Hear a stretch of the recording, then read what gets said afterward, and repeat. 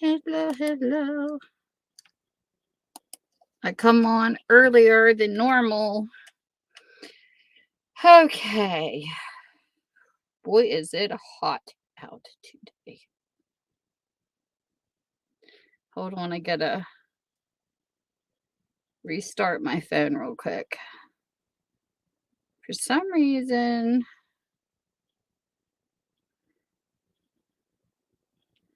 my phone will get laggy because I rarely turn it off. So tonight, like I promised, we're going to do a basic journal kind of 101, and I'm going to show you how to attach these to a book as a signature. So just give me a second to get set up. Now, normally, just to give you an idea, you can fix these and dress them up before you sew them in, or you could do it after. It all depends on what you're going to add to your journal. Because say you want to do, like, for instance, we'll use this piece of cloth. Say you want to do a pocket and you want it to be on both sides. Like, say, I wouldn't do it on this page, but we'll try it on this one. Say you want to do a fabric pocket, which mine are usually shorter than this, but you wrap it around like this, cut it, and get it ready for your pocket.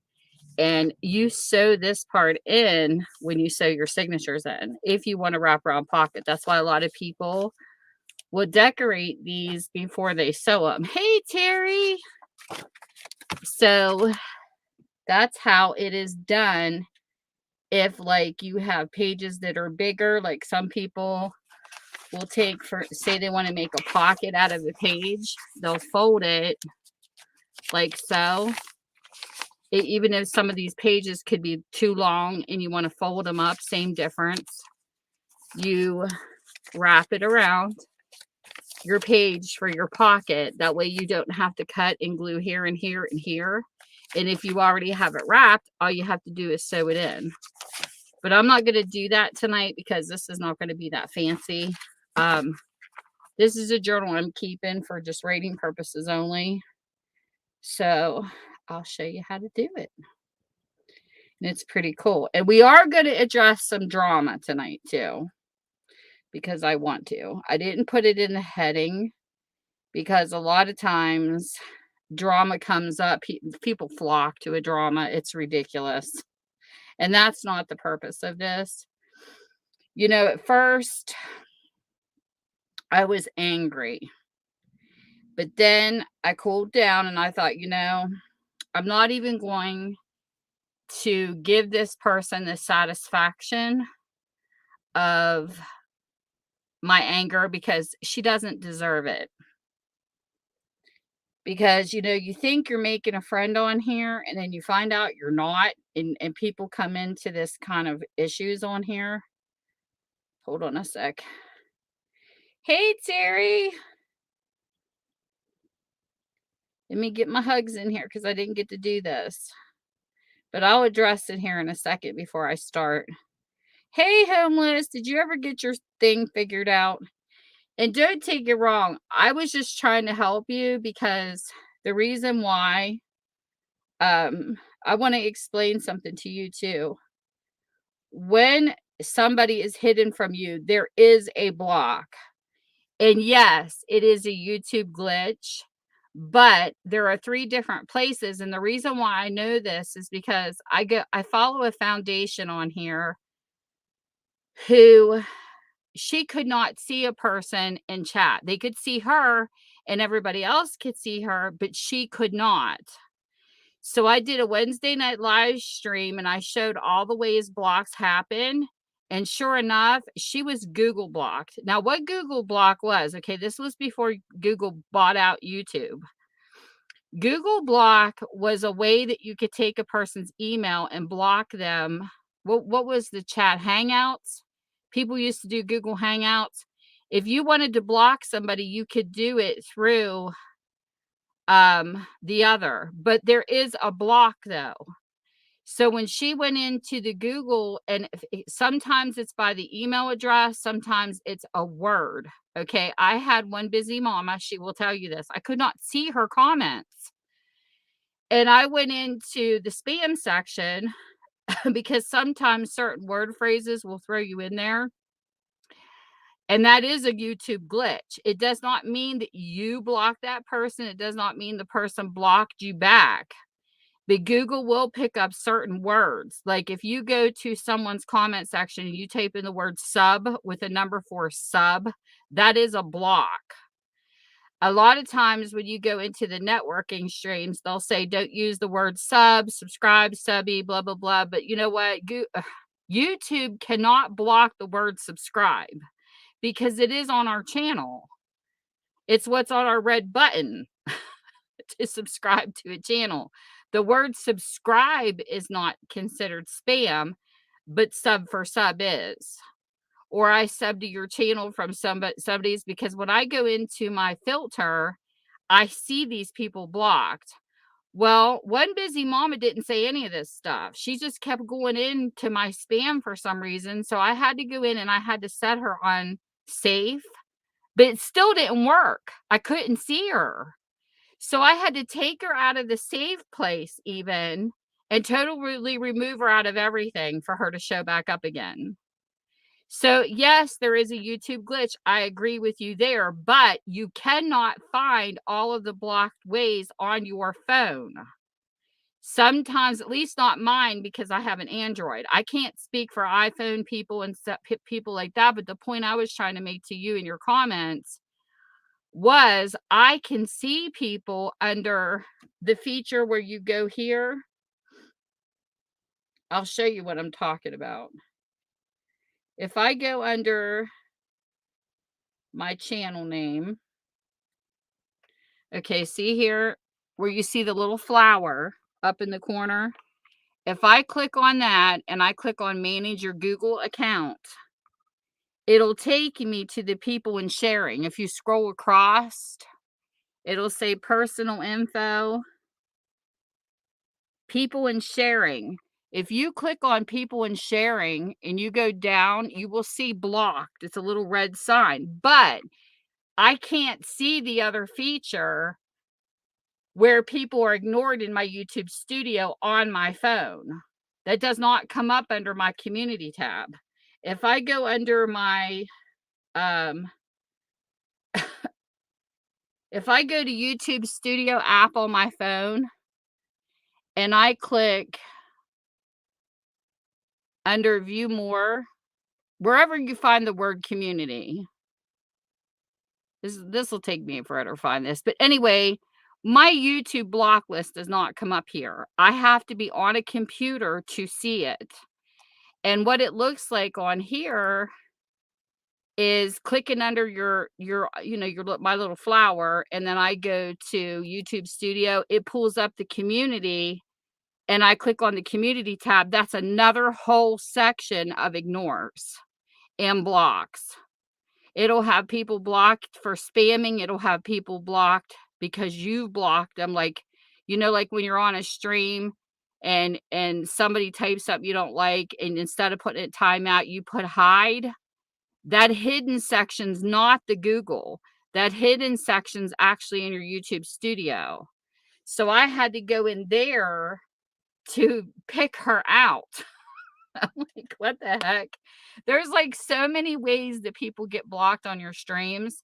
So just so you know, when sometimes I would go under my video and she wasn't there. One busy mama would not show up even in my comments. But you know how when somebody comments on your video and you automatically see it under your YouTube app, like it'll show up in your corner, hers would show, but when I would go to that video, she wouldn't be there.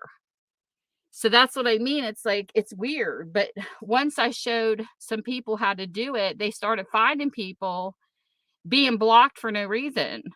And when I went into my Google block one time, Rant Jams was in there. I've never blocked Rant Jams in my life. He's one of my favorite channels. And he was stuck in my block for some reason. I wondered what happened to him. So God only knows how many times he came into my channel and I never saw him. Sometimes people will come into your channel, like, I had a girl helping me mod one time on a live sale. There was a girl typing in the stream, I could not see her, but other people could. But then some people couldn't, and she was another one that got stuck in spam block. So sometimes just don't get butthurt if it happens to you and you're accidentally blocked on the stream. Just try to find somebody that you can notify, and that's where it gets more difficult, because if you're not a regular to that stream and you don't know people, it's hard to get yourself out of block if they don't know you're there, especially when you're a newbie and you don't know this stuff that can happen. But I know people used to call it shadow banning, but it really wasn't. It was just you were just stuck somewhere in limbo on YouTube. It was just trying to find your way out. But anyways, that's not the drama I want to address. That's just something that happens. But when people take their time to try to help teach me something about YouTube, I appreciate it. You know what I mean? Because I'm not argumentative about stuff like that. I have a degree in computers too, in case you don't know. So when I do try to help, it's because I do have I have a help desk certificate. So I'm used to helping people out of computer problems. So don't ever take it because I'm a female that I don't know what I'm talking about or that I'm trying to be mean, because I'm not. I really am trying to teach people.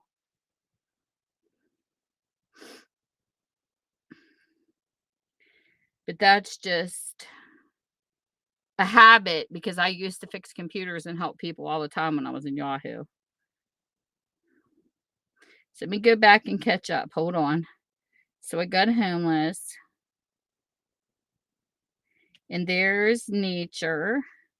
Yeah, but usually if you're on block on YouTube, making an account does not help. Usually when you make an account, because it depends on how you're blocked. If you're like IP ADIA blocked, a new account's not gonna help you. But if it's just an ID, it could be a possibility. I would never make a new account just to enter somebody's stream. That's just my personal preference. I'm not making any more YouTube accounts. I have one, that's plenty.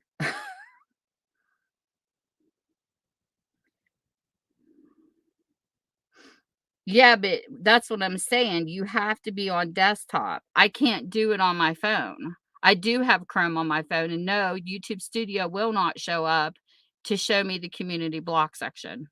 It does not work on my phone. Hey, Amy.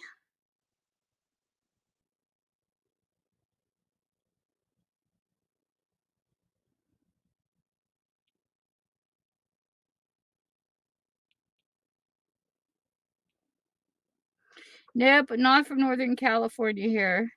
Hey, movie.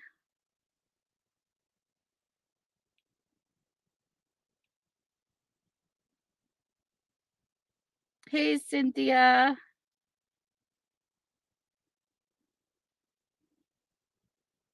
I've always been able to see more on my computer.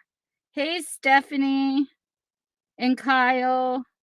Because even on Facebook, I can see more on my computer than I can on my phone. Phones are tiny. They just don't show as much. How are you doing, Kyle? Kyle's so sweet.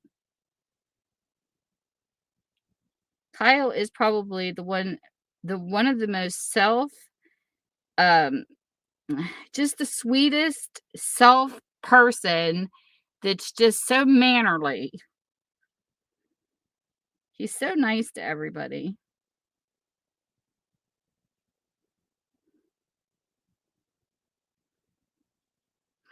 But anyways, the drama that I want to address is, see, but it still does not work for me, homeless. That's what I'm trying to tell you. I know how to use the internet. I've been here since 2001, I better, but it's not there. Even if you go to youtubestudio.com, it still will not show the features I'm talking about. It only shows part of them. And I'm not going to argue about this because I know my phone. But anyways,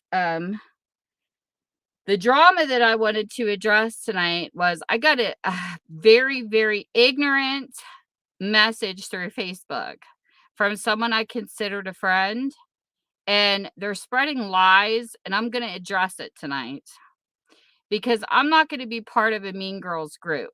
Okay, I was modding for somebody in a stream that was doing a live, so I was not up on her panel, I was in her stream. And she was having a sale, and she sold this item that I knew a friend of mine would be interested in, and she had a bunch left. So being a moderator for somebody's live, I mean, yeah, people do give you a little bit more favoritism that way. So what I did was I invited somebody to her sale to purchase what she was selling because she's into mixed media. So when I came into the stream, the same people were still there that had bought before. As soon as they seen that I was interested, and this does happen because it happens in auctions and things like that. If they see you interested in something, everybody flocks to hurry up and try to buy them all. Well, I spoke up and said, "Excuse me, but I brought a friend here to purchase, this particular item that you just sold, and I would least like to see her get one because I did tell the seller I was bringing her in." So you would think that she was a friend, because sometimes when you go to sales, a person might run out of something or they might have something on stock. And if you say in the middle, say they're selling a journal and you're looking for a paper pad and you're say, "Hey, do you have any more specific paper pad?" The seller will come out and say, "Since you asked for it first, you get first choice of one," because they'll say, "Maybe I have 3 pads of that left." And that's like a respectful thing to do with people who follow you or people who bring people to your sale. Well, what happened was the product that I brought her in for was running out because everybody hurried up and flocked when they seen I had an interest. So instead of the seller saying, "Hey, Tammy gets first choice because she brought a friend in here," she decided to turn it into something mean. So I go on to her live and I'm actually crafting on it. And then all of a sudden, one of her other moderators, because yes, she hides behind people to do her dirty work, came at me on the live and said, "Oh, so you invited so and so. What makes you so special? Like I didn't deserve that product." And I said, "Excuse me?"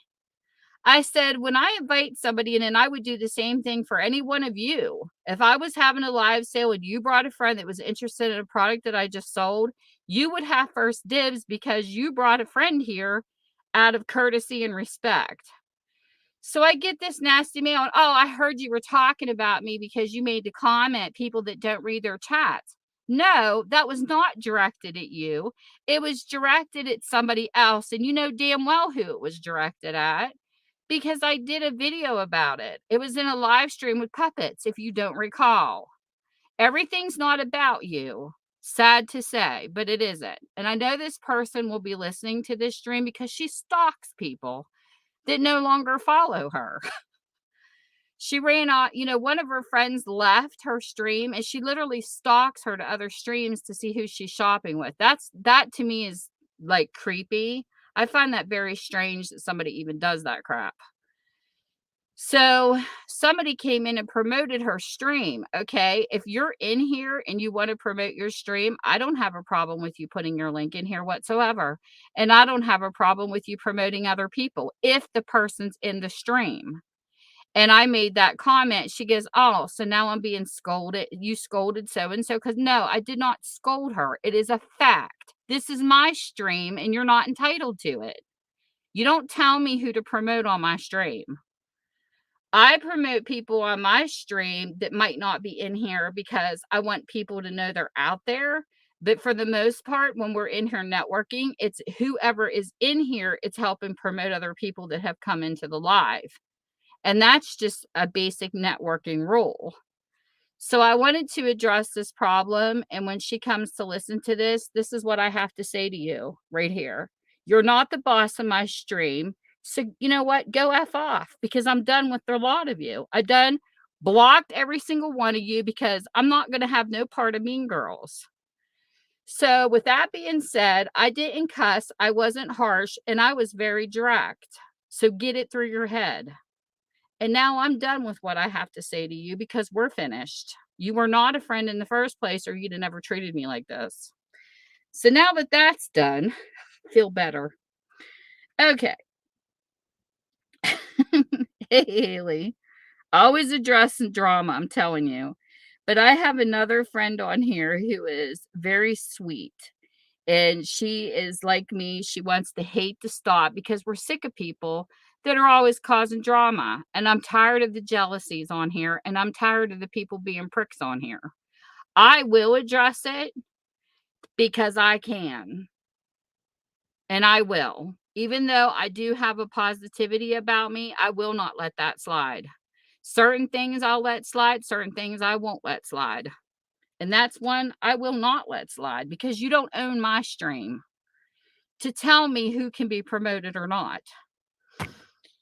And it's crazy. It is so crazy when people do this stuff. Oh no. It's done. Thank you, Stephanie. I feel better. Honestly, it's sad what these people don't understand when they cause drama for people, that it is so nice when it's no longer a part of your life because you feel like 10 pounds of weight's off your shoulders. It really is.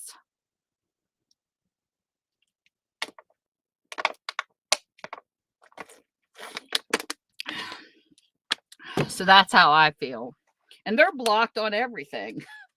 So I don't have to worry about them anymore. Okay. So on to the good stuff.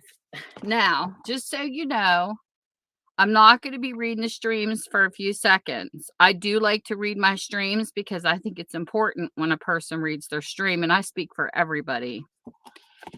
So, whether you do it by a bot, Haley's got a bot that reads to her because she likes to play a game, because sometimes it's hard to be in the middle of something and you can't always read, but it's good to know what's going on in your chat, whether you read it physically or you have a bot that does it, because if a fight starts, then you know who started it and how to deal with it, because in the end, it doesn't matter how many mods you have.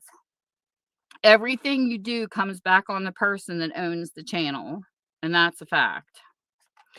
So to get to the point of what this video and live is about tonight, because it'll be later turned into a video, this was a book cover I bought off of another crafter stream, and this was actually the outside, but I like the inside better, so I flipped it around.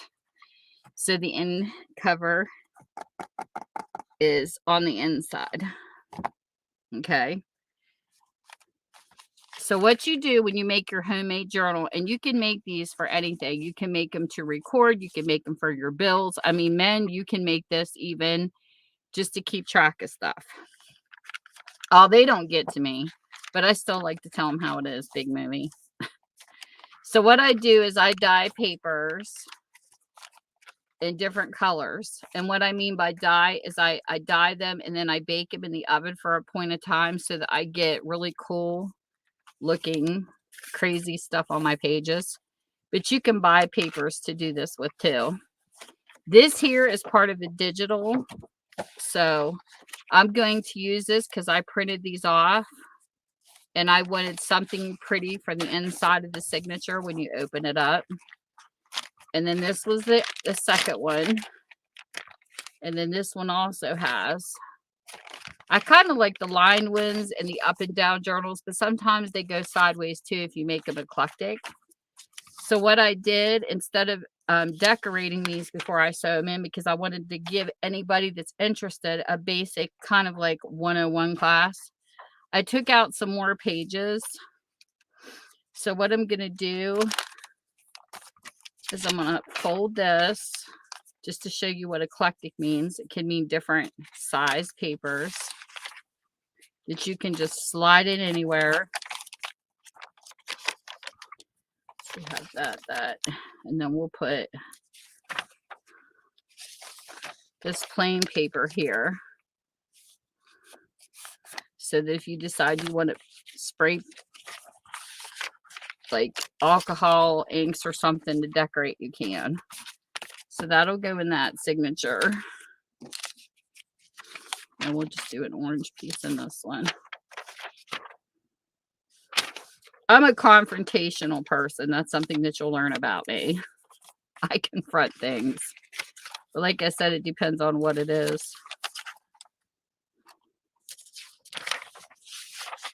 So this goes here.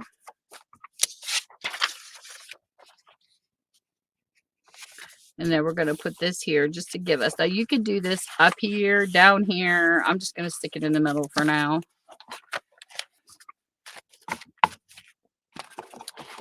And like I said, you can decorate these how you want them before you sew them in. But I'm actually going to decorate mine after. And what I did was I picked up tidbits of items, but I am going to stick this in now. You can take even little treat bags or card bags. And this is what's cute about these, is you could take and cut the bottom of this bag and turn it into a double tuck. So somebody that has never made a junk journal, this is one way it can be done. So I'm going to take, this was a bag that my friend JD sent me from Australia. So I'm going to stick it in here and use it. And then what this means is you can slide something in there, and then you can go to the other side of it and slide something in there. So this is basically ready. Okay, let me find my piece of paper. Okay, now let me catch up with the chat before it gets too far away. Sometimes I can't scroll back.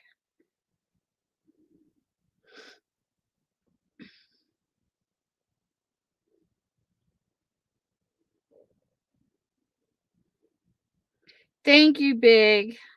You're sweet.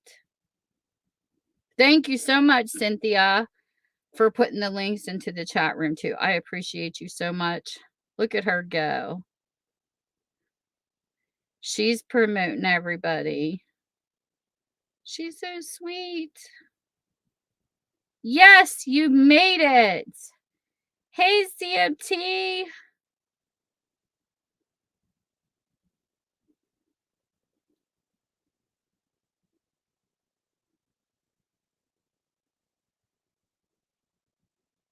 Cement. Hey, Dirty.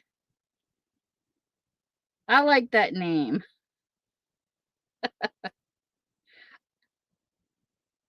That's cool.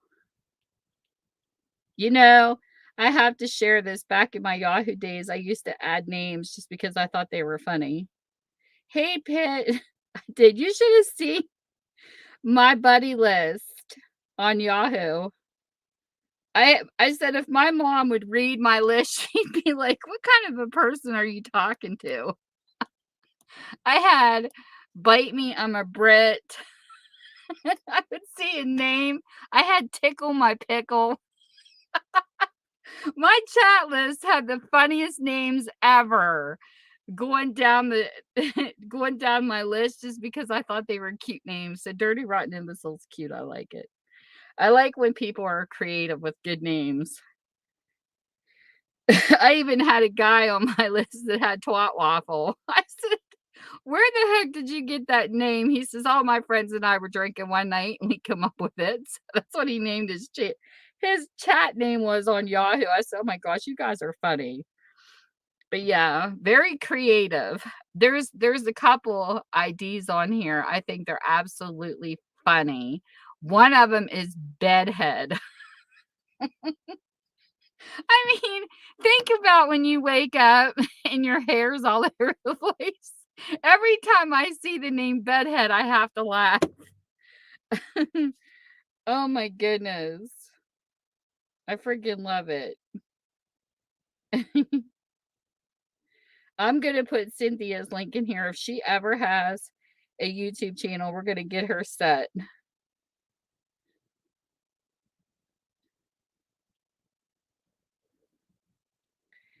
Just a tip. I don't know if this is true. I can't really prove it. But I noticed when I put my own link in, and some other people have tested this, it's not in words for me to prove it. But if you put your own link in, for some reason, I lose more subscribers and I don't know why. The only thing I could think of, this is what we had a discussion about this behind the scenes, some of us promoters, is it didn't make any sense. If you put your own link in, why would you lose subscribers when they're always telling you to subscribe and you have the copy link? Well, that's to put it on other platforms. That's to tweet it or, put it on Facebook or Twitch or whatever, Reddit. YouTube is trying to draw more people to their platform. So it's making me wonder if they don't like you using your own link within YouTube because we're already here. That's the only thing that I could think of as common sense that would explain this.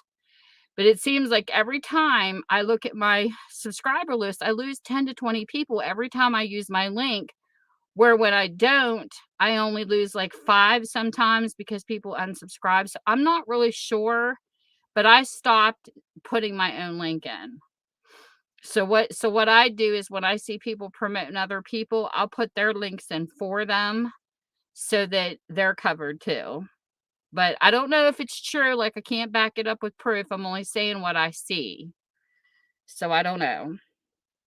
But just to give you a heads up, because I don't want anybody to lose their subscribers.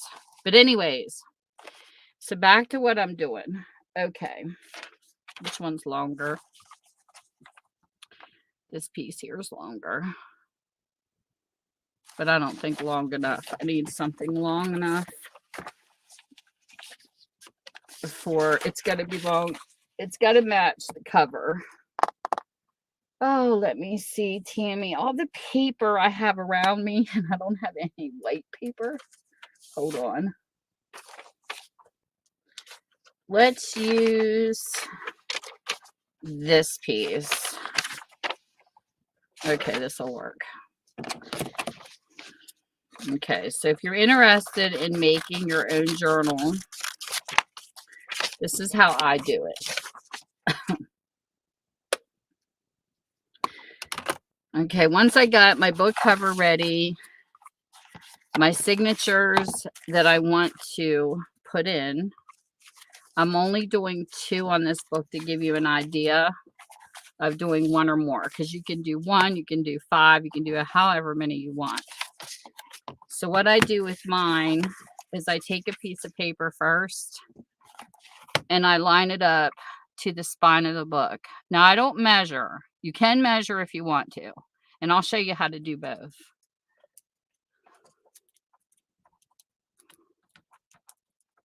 Because I do have my handy dandy ruler. So, first off, I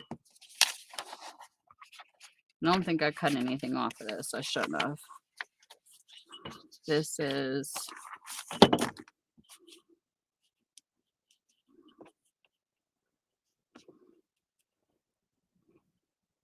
least I didn't think I did. This is 10 and almost, it's right between 9/16 and 5/8, almost 5/8, like 10 and 5/8 long. But anyways, so we'll put it here and try to keep this centered as much as possible. If you want your stitches to go in right, that is. So let's see here. We have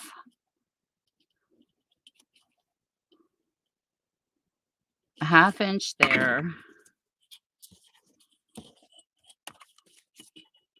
I need to see how much is hanging off of this. I need more space. You know what? I'm going to get a smaller ruler because that's just being a pain in my butt.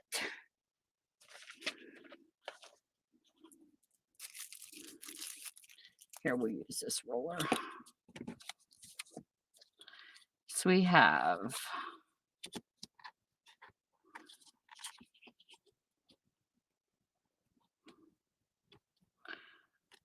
like a 1/2 inch hanging there, and it's about 1 inch here. So let me mark this. Try to take a little bit more down this way. Okay, so the point is you want to measure from the top of the actual book on the paper you're using. You want to automatically go a 1/2 inch down. So we're going to take, it doesn't matter really the size of your paper, just as long as you measure this on the side. There's a 1/2 inch down on the book cover, and I'll tell you why we do this.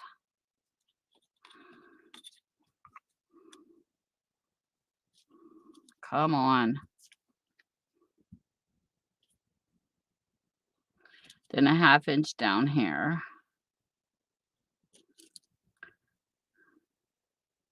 No, that's wrong. It's a 1/2 inches right here. Duh. Just going to put an X over that. Okay, now these are going to be your guidelines of when you're holding it to the book. But the most important thing to know is where you want your center to be in the middle. And you want to use those 1/2 inch guidelines. So we're going to put the ruler right in between it. This is 8 inches, so we're going to go 4. Now you can mark these on the actual cover if you want to, because it's not like you're going to see it anyway, because the signatures are going to be sewed in. But you can also measure this way how much you have. So this book is, let's see here. I want to measure the actual spine. Hold on. Just to give you an idea. Stay up there, ruler. So this one here is, I'm a lefty people, so I'm doing this backwards. This is actually not quite an inch. So like a 1/2 is almost right in the center. So then what you want to do is that's how you want to base it. I'm going to go to this point and I'm going to do one signature on one side of the line and one signature on the other. So we're going to promptly put in, we'll go to the center here, from the dot to the end.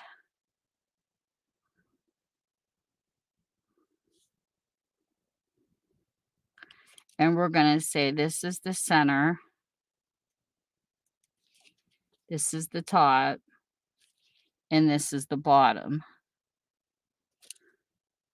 Then we're going to go to the other side of that dot and do the same thing. We're going to say this is the center, this is the top, and this is the bottom. You can even use a grid paper like you get from the Dollar Tree, and you can see where I mark these dots. And the reason why I want these dots marked here is because when I put the signatures in, they're shorter than the book. So what's going to happen is you want to make sure these here are down further. See how that's not far enough down? Let me see if I can get this closer. See how when I hold the signatures, the papers are a lot shorter than the book. So whenever you go to sew them in, those holes are not going to work on the edges. The middle one's fine, but these ones are going to have to come down further. So what I'm going to do, so I'm going to X these, and I'm going to make them here instead. Right there, and right there. And then I'm going to line up my paper to it where I had it. The middle will always be right.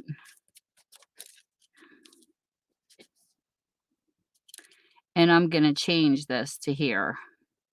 So we're going to ignore that, and then do this one. And then we're going to scoot back here and do the same thing here. The dots got to go here, not this one, here, and not this one. You just put an extra so you know which one's not to. Okay, now I'm going to pull out my little book binder. This is my little kit, and it's got everything I need in it. It's got my sewing thread. It's got my awl. This is a very important little tool. So what you're going to do is going to move those out of the way. You're going to go to the book and you're going to punch the holes right into the dots that I showed you. And you're going to make them come out of the back of the book. So this is going to go through here, and you want to wiggle it a little bit to give yourself a little bit of a bigger hole so you can find it. Then you're going to do the same thing to the top hole here. And then you're going to go over here and you're going to do it again to the bottom hole.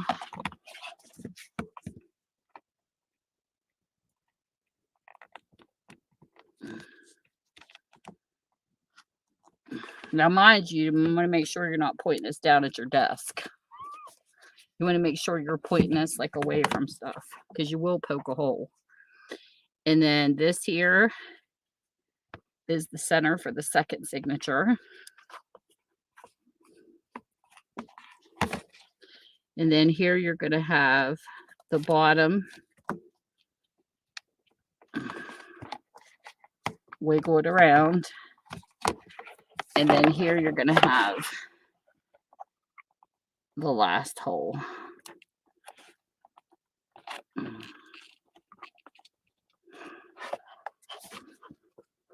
It's going to come through. So now that your holes are punched in your cover, it's time to do your signatures.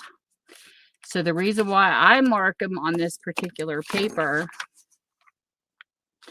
is because this is going to line up exactly where I want it. And of course, I eyeball it. So I see a line here, a line here, and a line here.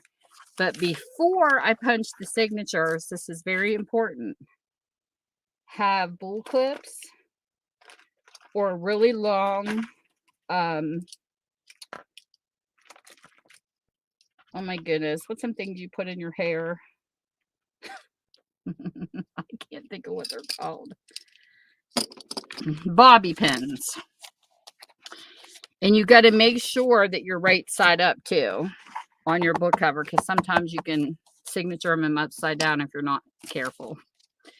So what I do, I make sure all my papers are aligned the way I want, even the small ones, exactly in the spots I want them in. Clip this. And this will hold your papers in place until you get them sewed in. Okay, that's too low. Wait a minute. Adjust my papers the way I want them. Okay.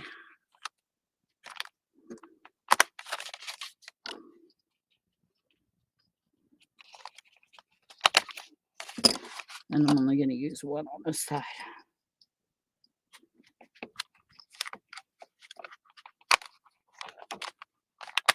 Okay. So now they're all in place exactly where I want them. Now I can take this paper. I'm going to set that aside for a second. And I'm going to eyeball this, make sure that it's down on this side far enough for me. And I'm going to look at that center, because the center place is where it's at. And then you take the awl, put it right over where that mark is, shove it through your papers where it comes through the other side, just like you did the book. Hold that in place. Go down here. Oh, it moved. Hold on. I mean, you probably could hold this down too if you want to, but mine's always longer, so I never do. Let me do the top one first. Make sure it's in the bend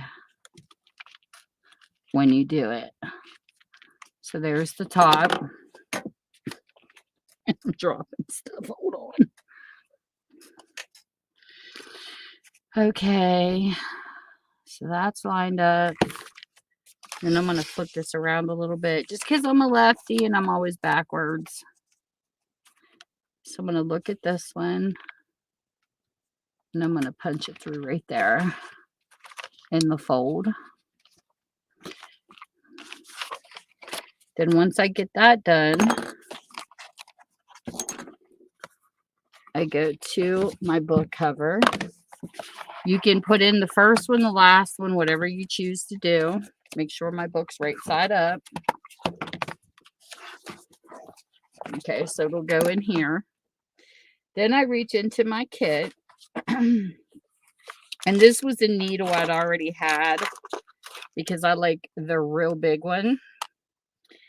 And I'm going to sew this in with a white thread. Hem cord works. Fishing pole string works. You just got to watch when you pull it tight that it don't break. And a wax cord, which is kind of what this is. It's like a waxy feel, or you can even use embroidery floss. And then what you do with this is you pull it down, of course, thread your needle, pull it through, and make it longer because you're going to need like a long piece at the end. It's just how I do it. And I'm going to unwind some more because I need some leeway here.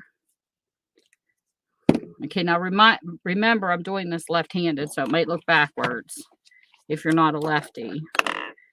So I stick this through the center of my paper where I made the hole with the awl, and I pull it through. There's no knots or nothing on this yet. You just cord it. Then I go through the middle hole in the book, pull it through the back, and you pull it through and give yourself some leeway because you're going to need this extra cord. You can always back it out and reverse it if you try to save on your cord, like not to use too much. Now I go through the bottom back of the book on the bottom, and then I take, you can leave it loose until you get it to where you can tighten it. And then the holes back here, I'm going through it backwards now to bring it back into the center. And we pull it through. Then you take your cord and you go to the top of your page, put it through the front of the top.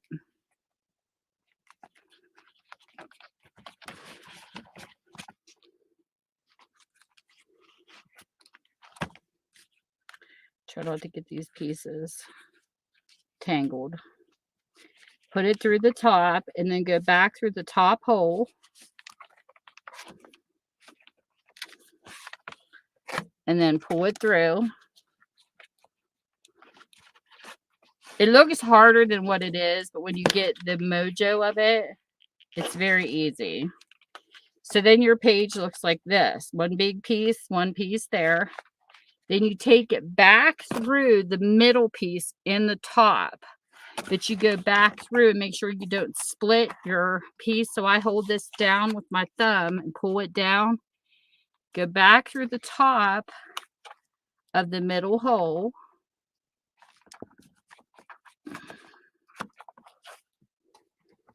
So 2 times you're going to go through the same hole. And then you're going to take it through the top of the paper, the same middle hole. And you're going to come back through where you started. Then you pull this through. Okay. Then once you get it there, open up your book, and it's time to tighten everything. So you pull the string, and it gets tight. Okay, now what I'm going to do, since I got so much string left, is I'm going to go back and pull some of this back through, because I don't want to waste all the string. So I'm going to come back and pull it. I'm going to leave the needle on it, but I'm going to pull this back.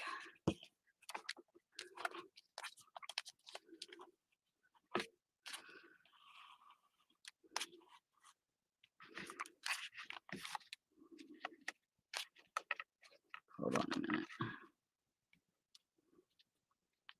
This is just me not wanting to waste string.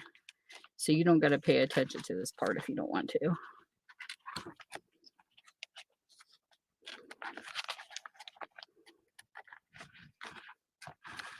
Get this down here. Okay. Okay, so then when you get where you want it to be, tight that is, I'm going to take this off of it. Okay. Then you pull it as tight as you can. You go through and you make sure this part here is taut and not loose.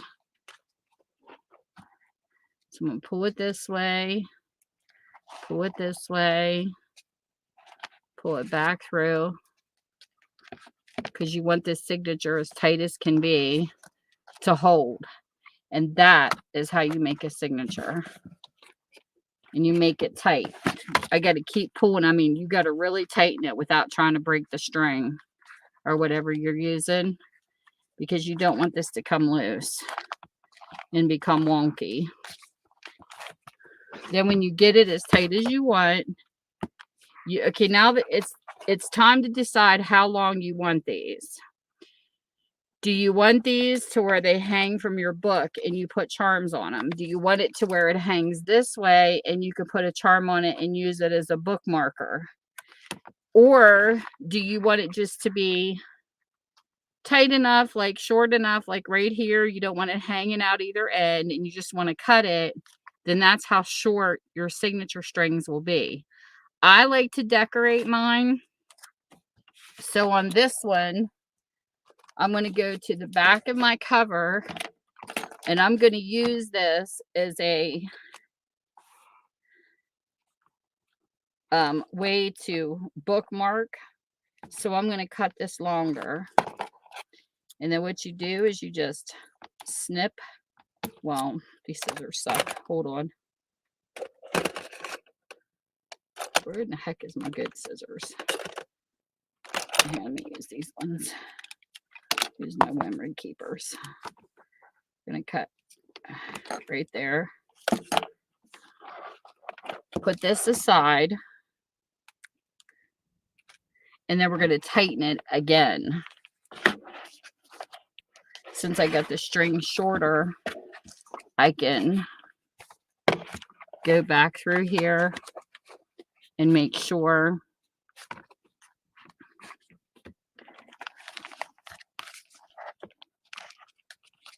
that I have both of these tight. And then you take your strings. I put one on the outside where this here will be the center, and these two are the outside strings. And then what I do once I get them tight is I will take and I tie it once, then I tie it twice, and then I tie it 3 times, because that's just my preference. And there. Then I can hang charms off of these, and I can leave it hang and use it as a thing. Or you can dangle it down and put charms. There's so many things that you can do with the signature that's cool, but I'm going to leave that hang back there. And then look, I can take my bull clips off.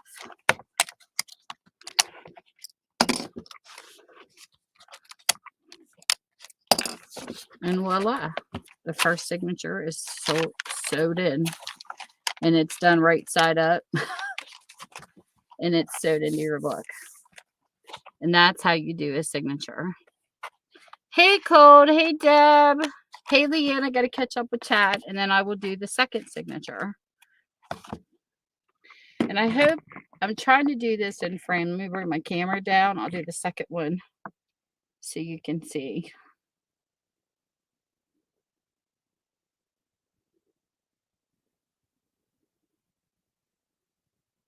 Get back here.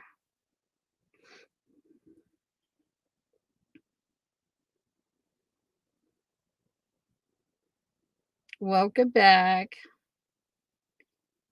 Haley. You're exhausted. You should see my toe. My toe hurts so bad.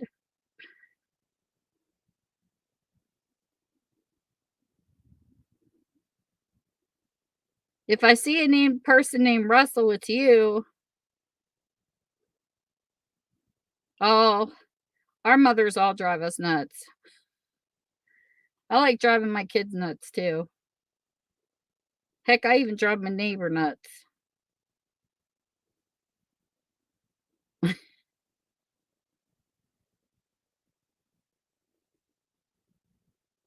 Hey, Leanne, how are you? Yay! Left-handers rock.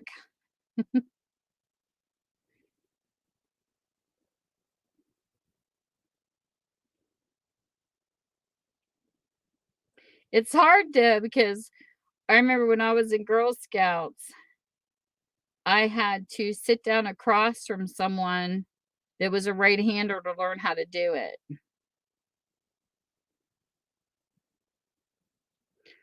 Who is Cold? For some reason, I feel like I should do Cold Heart. I thought that was Haley or Vinny or somebody. I don't know. I can't keep track of people with different channels. You people make it hard for me. I'm old. So there's the first one. Okay, now we're going to do signature number 2. So when you do signature number 2, see, I have all the dots already. So I'm going to do the same thing that I did the signature 1. And I hope you guys can see this because this really sucks. My camera's as low as I can take it. So we're going to do the same thing with this. We're going to make sure the papers are where they need to be.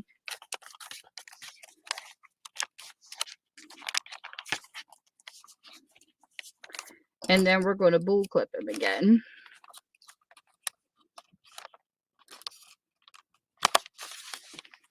I keep having the habit of wanting to pull everything towards me. I don't know why I do that, but it's a habit.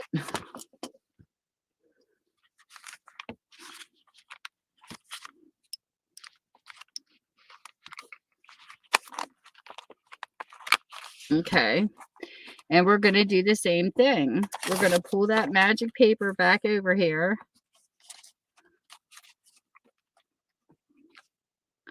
We're going to eyeball it the same way and get that middle piece on here.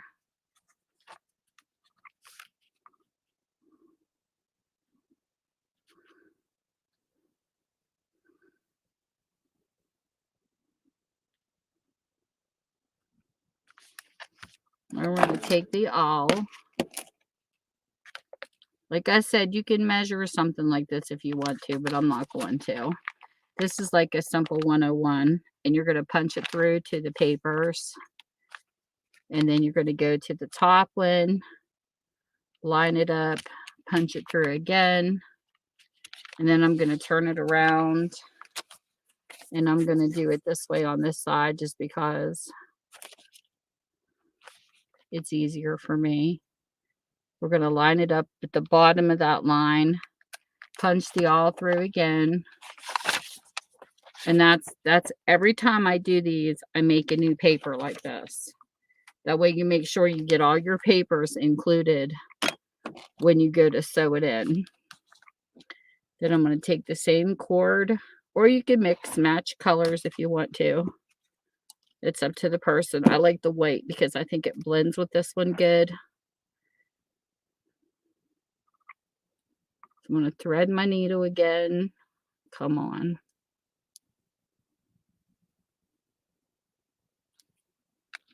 These big needles are so nice. And I'm going to do the same thing I did the first time. Punch it through the middle hole first.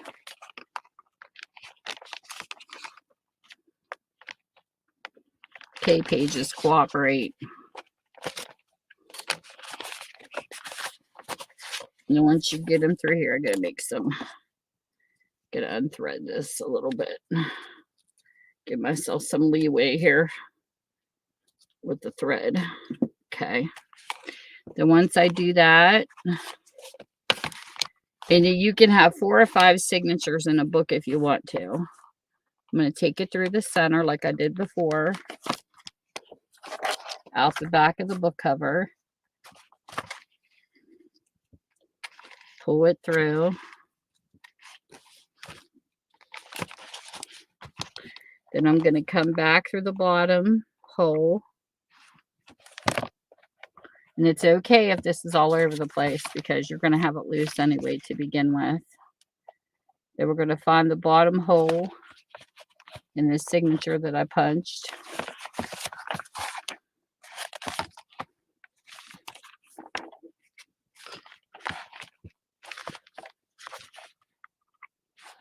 Okay, see? A good example of what you shouldn't do. I put the signature in upside down. That's why I like to pay attention before I get this done because, yeah, this goes this way. So I have 2 clips on the bottom, 1 on the top. That's why I do that purposely so I know what's top and bottom. And I messed myself up because I'm doing a live, and you know how lives are. You have bloopers. So I had to pull it out, and I'm going to have to redo this. So give me a second to get my needle rethreaded. Thank goodness I caught it. Back through the middle. So yeah, when you're doing this, you want to make sure you know the top from the bottom. Because I was like, where's the holes? Okay, you go in the bottom hole. Come on, Tammy. Get in focus. What? How did you get up there? What did I hit?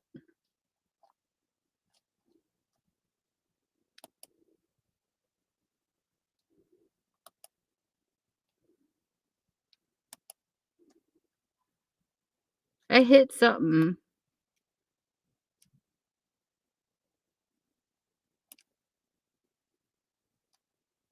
What did I do?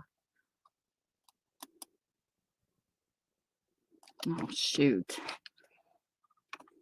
I'm over here hitting buttons, people.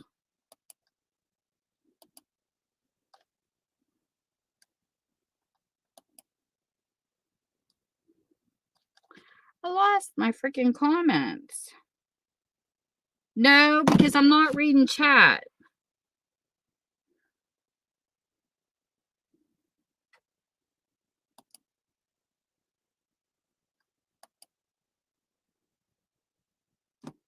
Hold on. I lost my chat.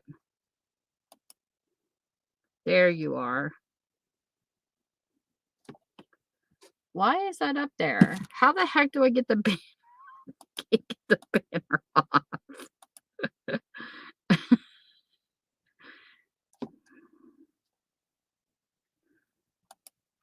Hold on.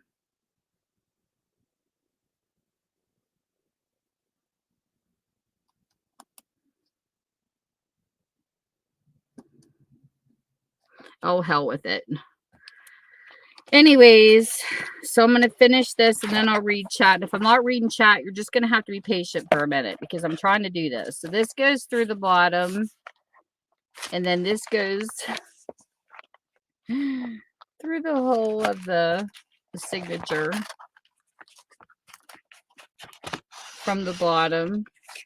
And then you go to the top of your signature, move this piece aside a little bit.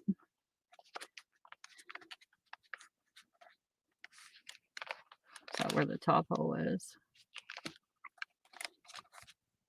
sometimes when it's colored paper, it's hard to see where you put your hole. There it is. That's why I say wiggle the awl and make it a little bigger. So this goes through the top. And then this goes through the top. And then, like I said, you bring it down the back of the spine.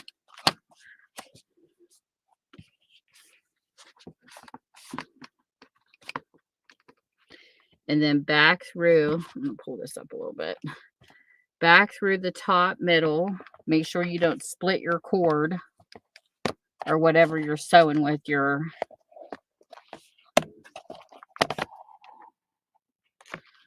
and then you go, or your floss or whatever, and then you go back through the top. Now you can do these signatures different ways. This is just the way that I learned how to do them to start with.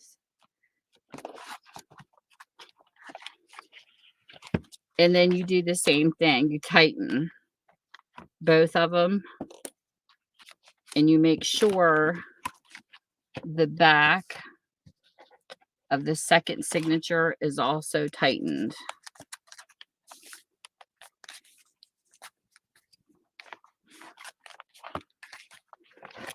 To where it's like the other signature where it's not too loose. And then you just do the same thing again. Take and decide how long you want your second signature to be. And since I already have one that can bookmark, I don't need this one to bookmark too. So then what I'll do with this one is I'm going to cut it shorter.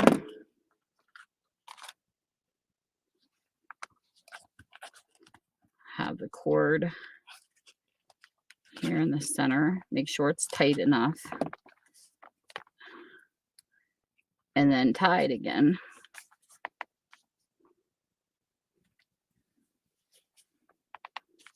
And then this one can be cut a little bit more. Let's try it one more time.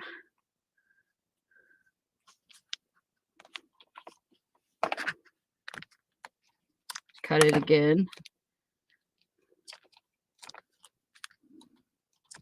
Come on. And then these pieces can just lay in the book. Like so. Because they're white. You really can't see them anyways. So they can just lay straight up and down. And then what I'll do is I'll pull the bullpens off. Clips or whatever they're called.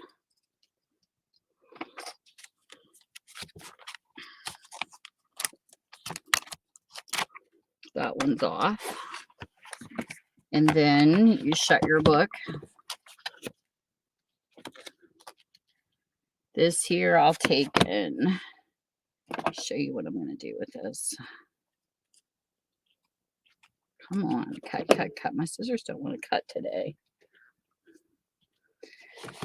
I'll take these and just for giggles, let's pick out a bead. Let's do, let me see here. Here's actually a piece of dice. This is actually kind of cute. So I got this little dice here that's blue.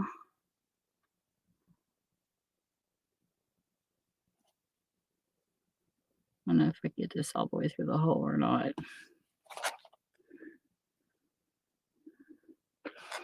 We'll try.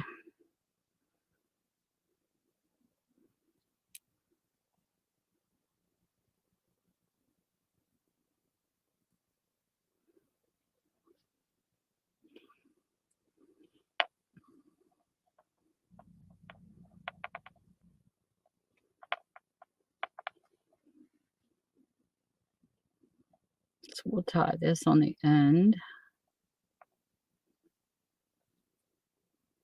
into a knot. We'll bring the piece of dice up. And we'll do it again like right here.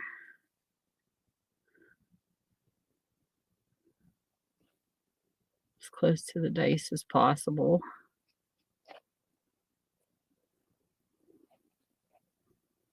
I'll just leave it hang like that.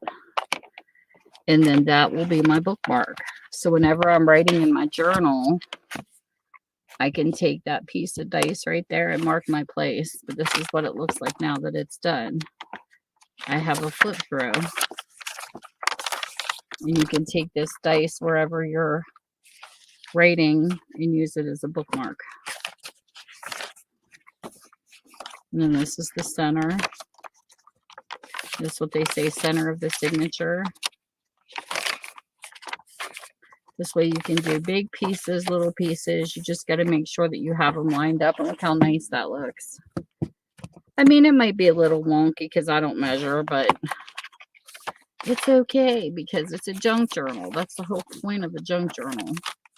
It's just to make it how you see it. And then there's a little tuck spot in that envelope.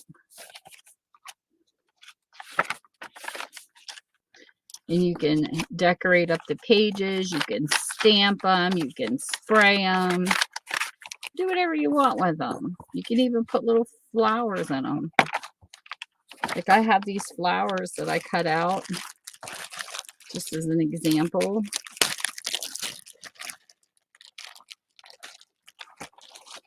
And I could take and put these on each page and decorate. And then this is when you can decorate before you put these signatures in or after. Some people like to do both. I do both. Sometimes I do it before and after, depending on what I'm doing. Since I didn't have any wraparound pockets or anything special, I didn't decorate them beforehand. But you can,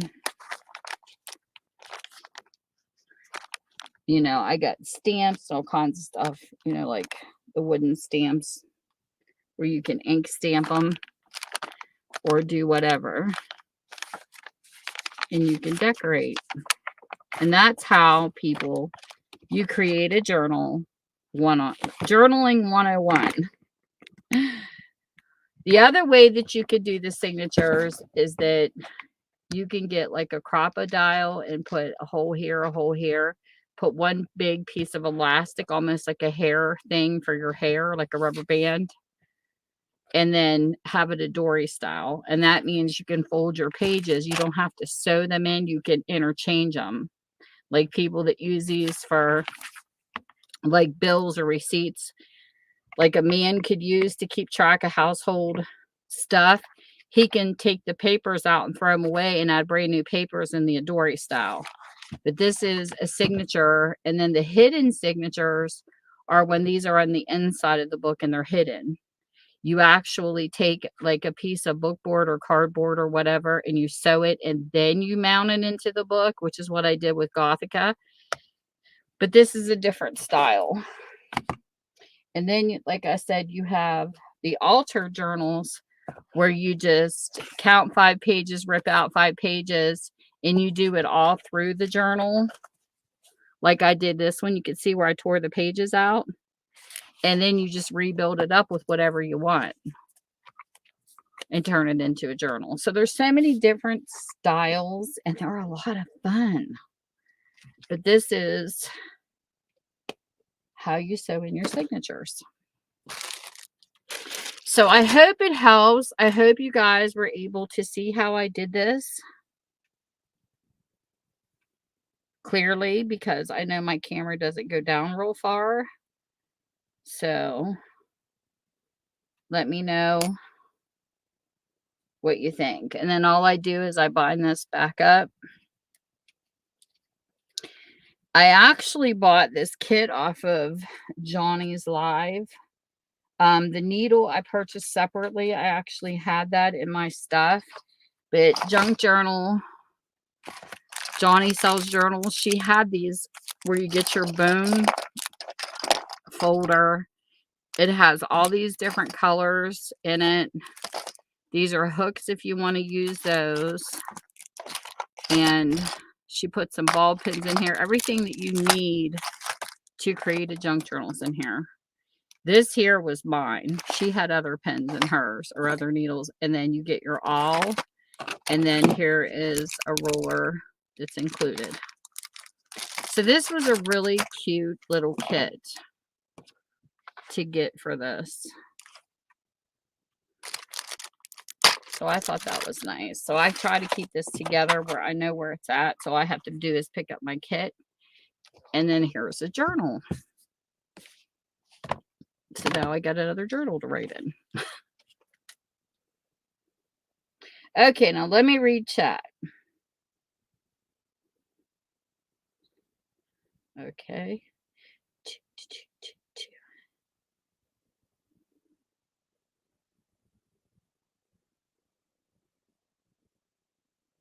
Stephanie.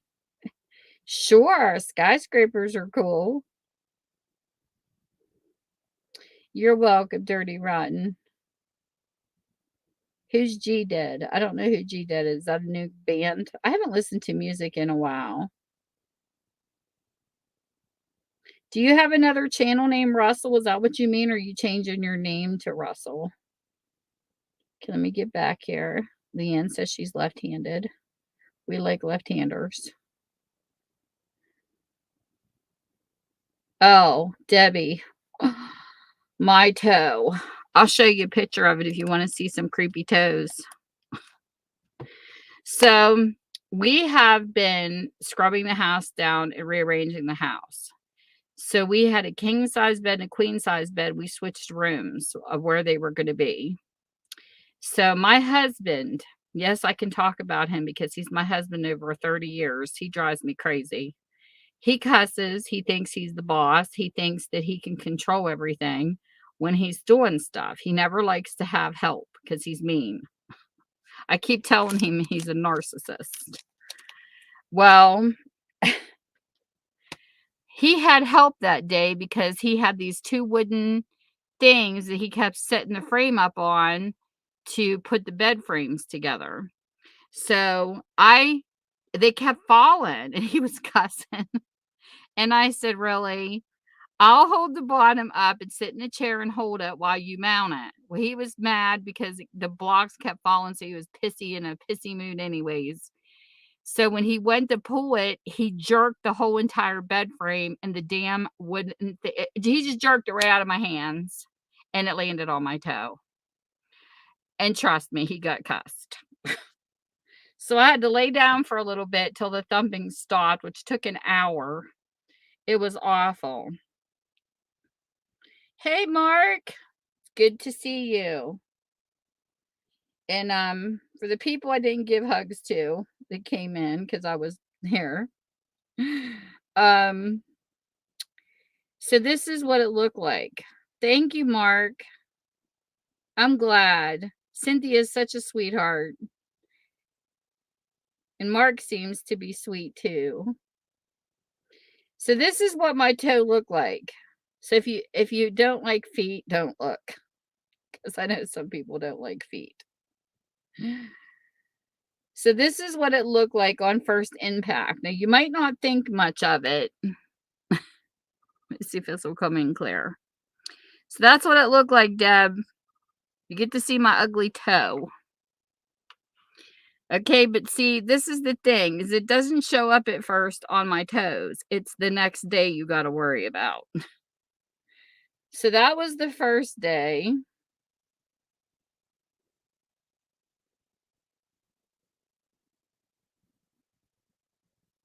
And then this is what it turned into.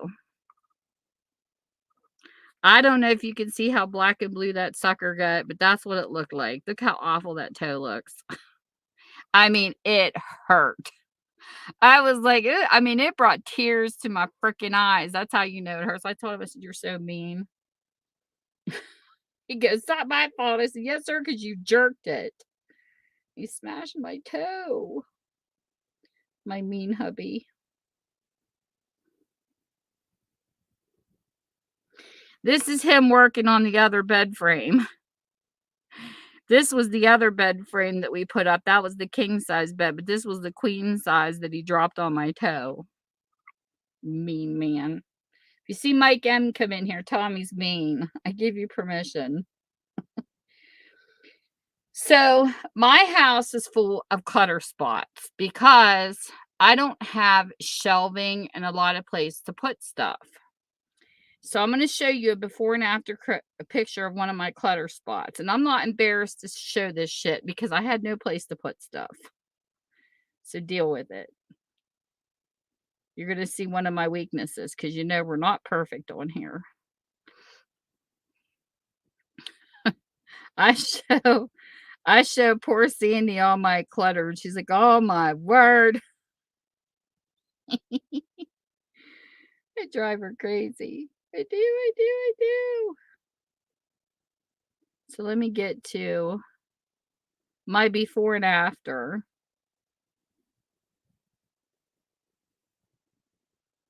She's been with me every step of the way. That's Sassy Sandy, by the way.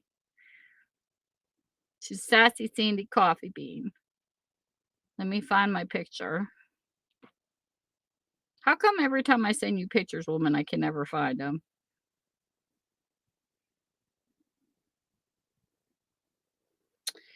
Darn it.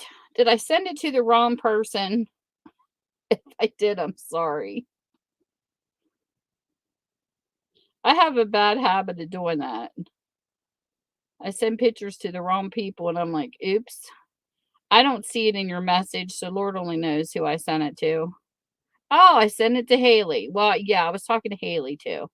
So this was my clutter spot. Okay, first off, what is under there is my grandmother's ironing board that I inherited when she passed away. It's one of those big wooden or metal ones. So it sits in our hallway and I just pile books there. That's sheet sets that needs to go away. And of course, there's our hamper thingy that sits in the middle of the hallway. And there's a fan right there in the corner for one of the bedrooms. But that is a bad clutter spot. So I took and I bought 3 bookshelves. And that went from that to this. This is what it looks like now. Isn't that much prettier? So the ironing board is now in a cubby hole that goes up to my attic. So that's where that's stored. So it's out of the way and it doesn't stick out on both sides of the doorway anymore.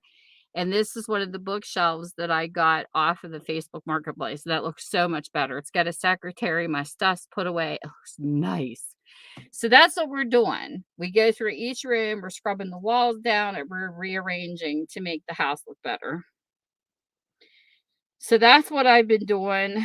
That's why I have not posted videos here lately and stuff like that. It's because we've been extremely busy because I want this house organized because I'm tired of my clutter piles. Because I don't want to turn into a clutter hoarder. I watch those hoarder shows. They can get bad. Of course, I'm not quite that bad, but still. Can't let stuff get out of control. Got to have a place for everything. So that's been my goal this year. Because then, and now I have another clutter spot that I have to clean. I have another one. I've been cleaning up all my clutter spots in the house.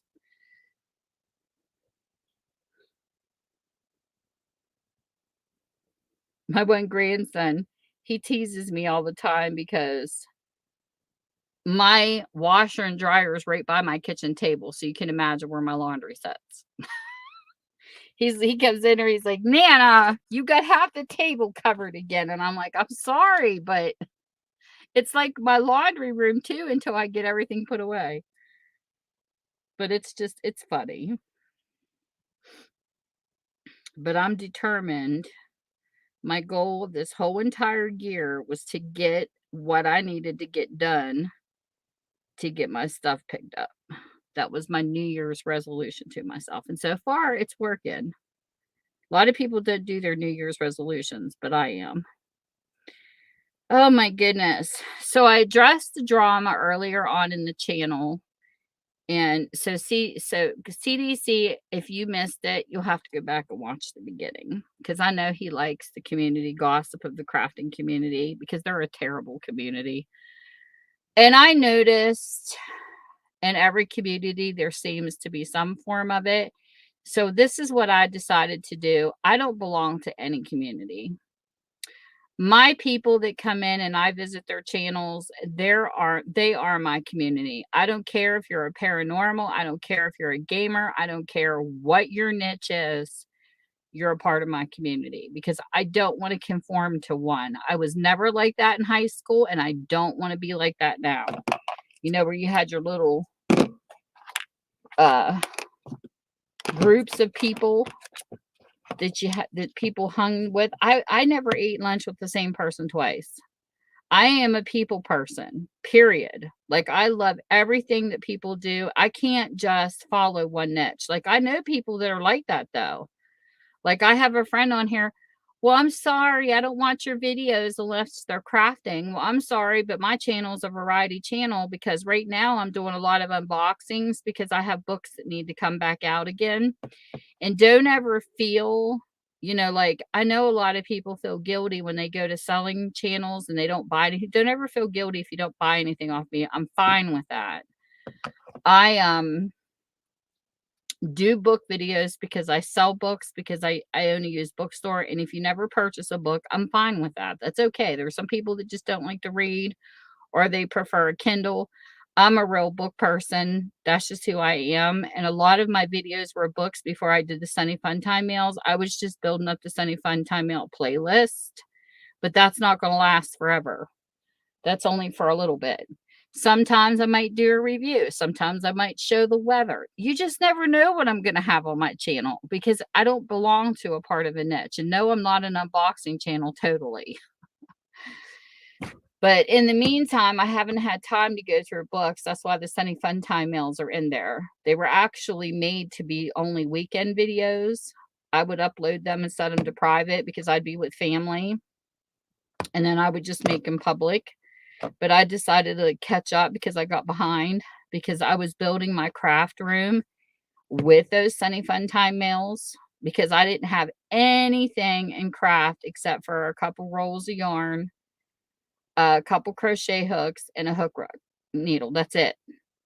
And what's funny is I watch crafters even now that have been in it for 20 years. And even though you see my Sunny Fun Time Mails and you think I have all this stuff, I don't even have enough to fill a craft room yet.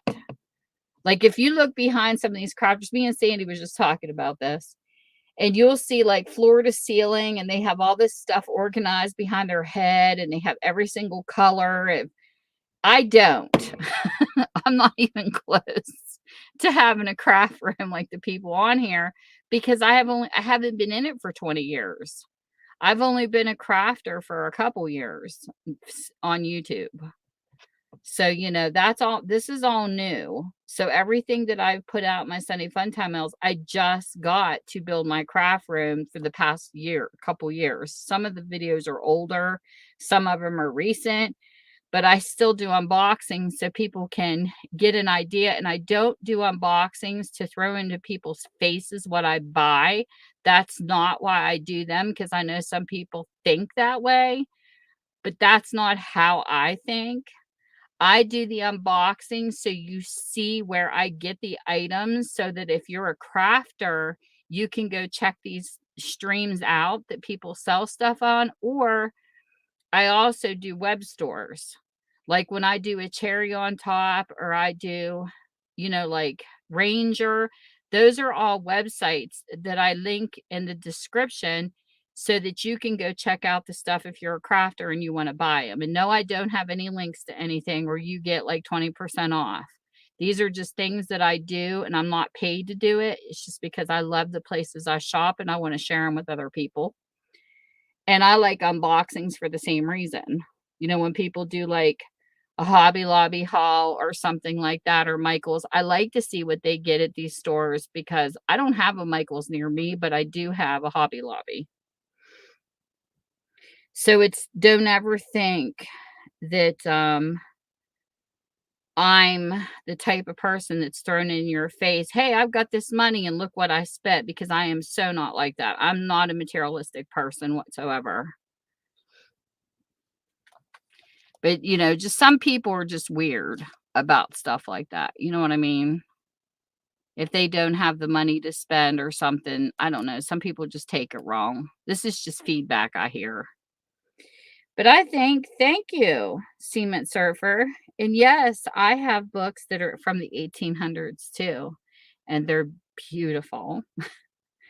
And the very first time I ever bought um books from an auction, it was if you would have seen my face, my husband was picking on me because I pulled, I pulled out from the book from the 1800s and I hugged it. It was the first one I ever owned. And he was like, "What?" And I said, "You know how you are with your games?" Because he's a gamer. He likes PS4. And my grandsons are to Xbox. So I know all about the gamers. And he sits there and he like his videos sit in his spot and you don't touch them. So I said, "You know how you feel about your games? That's how I feel about my books from the 1800s. I hug them, I pet them. I love my books." And two, it's like they were kept so well. The books that I have that it's like, you wonder who held them. You wonder what kind of a household they sat in. Like these are the things that go through my mind when I pick up a book from the 1800s because I cherish them so much. Now, a lot of people get pissed off at crafters because some people will tear those books apart and they do use them in junk journals. Now, I have a couple that don't. They will not tear apart a perfectly good book. The only ones they use are the ones that are falling apart. Me, I have never torn a book from the 1800s apart just to use for a junk journal. I bought one for a cover in a auction that I was gonna do that too because I fell in love with this cover. It's absolutely beautiful. But when I got the book and I looked at it and started reading it, I just couldn't. So I found out it was a poetry book. It's absolutely stunning and it sits upstairs by my bed. It will not be torn apart in my lifetime. But I know that there's people that get mad at crafters for that. But this is how I look at books in the community of junk journaling. People can do what they want. As kids, we could write in books, we could do what we want. But this is my philosophy on the whole thing. Every book that I put out of my video is a last chance for them to get a home. And these aren't books from the 1800s. These could be romance novels, just whatever I have that's just laying around in my used bookstore. Um, a lot of people went to Kindles and Nooks because of the fact they just got tired of moving books around. It is a lot of work and it is a lot of weight. And one of the customers I had called me and she says, "My husband passed away." And I'm talking floor to ceiling, 3 walls full of nothing but books that were his. And she just is so old, she can't move them. So she asked me to bring a truck and come and get them. So I did. And I picked up all the books off her, and some of them gave them to me for free. And I put them in my bookstore, and I will try to sell these books. I do keep my books reasonable on how much I sell them for. I actually beat thrift books prices when I sell my books. I do them as a special order, like, I'll do a whole month of romance books, whatever doesn't sell, I'll let a person pick clear at the end. You don't have because I put them in lots of 10, but you don't gotta buy them by lots. You just give me the name and the author, and what I do is I stick it as a special order in my Etsy, and yes, I do send them medium mail because they're books, so you get the best price in shipping, and I'll put special order for so and so, and I will send you the link through Facebook Messenger or an email, and then you purchase. That's how I sell my books through YouTube. So, getting back to this, what started me in this whole journey of having a used bookstore is when I was a kid. This is my story of YouTube and how all this got started for me. I always wanted to own a new bookstore.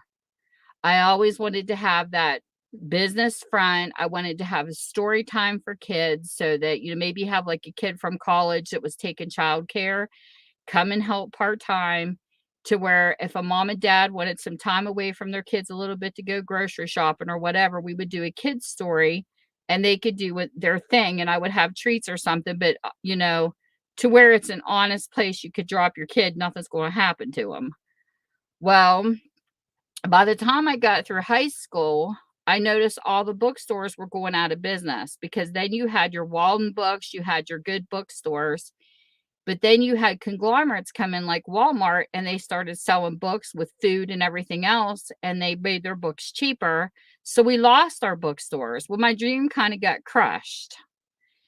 So then one day I was helping a friend of mine move because I just kept saying, God, I went to school. I got a degree in science. I got a degree, and I worked as a counselor for mental health in the mental health field.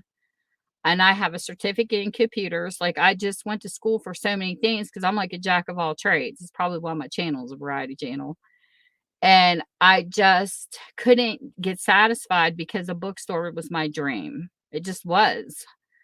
And so I kind of like took second best in a way, even though I love the jobs I've done and I've learned a lot along the way in my lifetime. I've been an airbrush painter. I mean, I've had a lot of jobs, worked in photography where I, loved taking pictures, but I also would develop pictures, worked into a lot of different things. But just them books just always haunted me. So one day I was in church. I'm like, God, I'm not getting younger. I mean, hello, I wanted to do this so bad. And I just couldn't figure out a way. And then one of my friends was moving and she had a garbage bag full of books. And I said, the bag is going to break. I said, I have a tote you can store those in. And she's like, no, I'm throwing them away. I'm like, what? What do you mean you're throwing them away? You have perfectly good books there. And she's like, well, if you want them, take them. She says, take them home with you. You can have them for helping me move. So I brought them home and they sat in my basement for 3 years in this tote. And I mean, it still didn't hit me. And then one day I was searching for something else in Amazon and I happened to look down and I kept seeing all this stuff about Kindles and Nooks and used books and real books. And I'm like, duh. Why not a used bookstore? How many other people out there are throwing books away? And it just all fell into place. It was like, that's sad when they can be recycled or they can be sent to a place because, I mean, trees gave their lives for these books. Now, I'm not no tree hugger, but I will say this. If you're cutting down millions of dollars worth of trees just to create books, why would you throw them in the landfill? I mean, at least people can do if they don't want their books is please recycle. So then it just hit me to put an ad out. And that's what I did. I found some local free papers. Don't throw your books away. Call me. And the next thing I know, I had a guy who was supporting a museum. He calls me and he says, I have a whole bunch. He says, bring a trailer. And he wasn't kidding. He filled my entire bookstore with books that were about to be tossed. And I thought, I'll just be a last chance used bookstore. So what I do is I put them on my YouTube channel. I put them in the Facebook Marketplace. Then I stick them in the community yard sale. When they don't sell, I will donate the ones that are in really good shape. Now, I've gotten some pretty nasty books falling apart. I use the book pages to craft with because I will take those ones apart. I've had some come in with mold. I've had to get rid of the covers, but the pages were fine. Like, I've had all types come through. I've had some where it looked like somebody opened a book and literally spit tobacco in the center. And this whole section would be wet. Still can't figure out this one. Because I even looked up book lice. And I have no clue what this is. It literally looks like somebody would open up it was a whole box of them and spit in the center and shut them. That's what it looks like. And I can't figure out how it got there because the rest of the pages around it and the covers are fine. I don't know. It's weird. That's the weirdest box of books I ever got. So then I will get books that, they're just not restorable. I mean, they're falling apart. So yes, I will use those for crafting purposes. But when it comes to a book that's in pretty good condition, I just can't. I will not tear them apart. Now, if it's a book I've tried to sell, nobody wants it. And I know that it's an older type book, like maybe like a Nora Roberts cover or something. Nobody's bought it. Then yeah, sometimes I have torn them apart that are in good condition because nobody wants it. So I would rather upcycle it into something else. So that's how I look at it. Well, when I came to YouTube, that's another story. I was not planning on a YouTube channel. I came to Facebook trying to figure out advertisement for my bookstore because I found advertising to be horrible. So, um, I pulled out a phone book. I did to the resident of, and I was putting in addresses, and a lot of them were bouncing back to me saying these addresses didn't exist. And I'm like, but I got them right out of a recent phone book, but I guess it doesn't matter. So I checked the cost and it was too high. So I turned around and decided to go to Facebook. I typed in, please, if you know anything about business, because nobody in my family's ever done a business through the web. So this was all new to me. And believe me, I went through a lot of shit to get where I'm at. Stony, what are you doing? Oh my gosh. All I have to say is Stoney's a character. He's awesome. Oh my goodness. Welcome in, mister. Now I get to pick on you on my stream. But you better be good. I'm gonna spank you. So anyways, so I went and this guy said to start a YouTube channel and use it as a tool for your business. So not everybody's here to be monetized. Some people just wanted to use YouTube as a tool, like me, because it not only gives me free advertising, it gives it global. So, what I did was, I thought if I could get 50 people, that was my goal, 50 people from West Virginia to know where my store is. That's all I needed, was just to pass the word. I never thought about people wanting to buy my books online through the web or people who didn't live in West Virginia. So what I did was I opened an Etsy store and I thought, well, this is perfect because I could do it this way. And then when COVID happened, because I have a business license for my store. My business is in the bottom of my home. So I have my own parking, my own entrance. This is actually a physical bookstore people visited. And then when COVID happened, I shut it down. Now most of my business I do through the web. But there was a guy that wrote a book and he included, it was so funny. He sent me a message on Facebook Messenger and he says, "Hi, my name's Matt and I'm an author and I want to know if I can publish your store in my book." And I thought he was a scammer. I don't trust people. I do not trust people. I have bad trust issues. And he comes out, he says, and I ignored it. And then a couple days later, I'm like, is this guy for real? Is this really a scam? And he wanted to meet me in person. And I'm like, oh, I don't know about this shit. You get on the web, you're like, no, you don't know who's on the other side. Well, he was for real. So it was hysterical. It was hysterical, Stoney, because I thought he was bullshitting me. Because you never know through Facebook. There's so many scammers out there. You know what to believe. So he did write a book, and yes, I'm in it. Here's the book. Wait a minute. But what he did was he loves the West Virginia area. So what he did was he went up and down the West Virginia area and he wrote about all the bookstores here. Let me see if it'll fit in. If the link will fit in here or not so I can show you. Oh, come on. Why is YouTube gonna be so freaking glitchy? But when he introduced and he did an interview, we got a picture of us in front of my store. And he also I brought in the junk journal community on YouTube.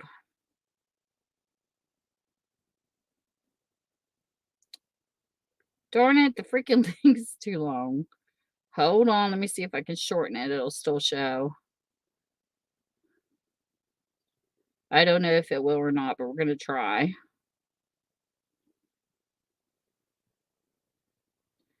It might not work, but this is the name of the book. Let me see if it'll pull it up. Nope. It's not pulling up the exact book, but this is the name of it. Let me see if I can get it back up here. I don't know why links have to be so freaking long.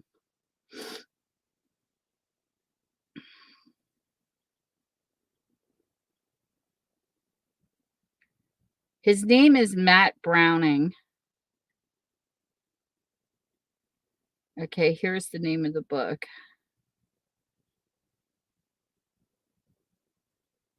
It's called Bookstore Explorer, West Virginia by Matt Browning. I think I'm on like page 92. But anyways, I wanted to use YouTube as a tool. So I told him how I started my store. That's what the interview was about. And that the junk journaling community I never knew existed to do these until I joined YouTube. And then I was like, wow, because when I learned about junk journaling, it kind of intertwined with my bookstore. And that's how I became a junk journaler. So it's been a long, exhausting road, especially when I paid a person to come help me load like Goodreads. If you know what goodreads.com is, they have the title of the book and they give you a synopsis of what the book's about. Well, I would copy and paste it, and I started because I typed in the cheapest website online to sell, and Wix.com came up. So I spent 5 months uploading pictures, taking pictures of the books, put in what the book was about in it, all the information, the price and everything. 5 months, people. I get this all done, and they had no friggin' shipping in the website. I spent $300 and some for the year. Plus, you had to spend like almost $10 for the search engine separate. It was a nightmare to the point I just gave up. For 5 months, I mean, I literally went into self-pity mode. I was so pissed off when my daughter tried to purchase a book, it wouldn't go through because they didn't have shipping. Well, I don't work at the post office. I don't know how to do this shit. I have nobody in my family to teach me. And I'm trying to read. And I just went into pout mode. I didn't do anything. I shut the store, sat in my chair in front of my TV, and all I did was cry, have the munchies, and depressed. My husband's like, Tammy, you got all these books down. You get just shut up. Don't talk to me. I want to talk to you. I want to sit here in my self-pity. So there was another YouTuber that I looked up to because her favorite saying is keep pushing. And it just kept going on around in my brain because it took me 6 months to find even the right website because I had to do a lot of reading. So then I'm sitting there and I'm in that self-pity mode, and I kept seeing her keep pushing. I was like, okay, Tab, you got to suck this up and you got to keep going. So needless to say, I lost all that money with no sale.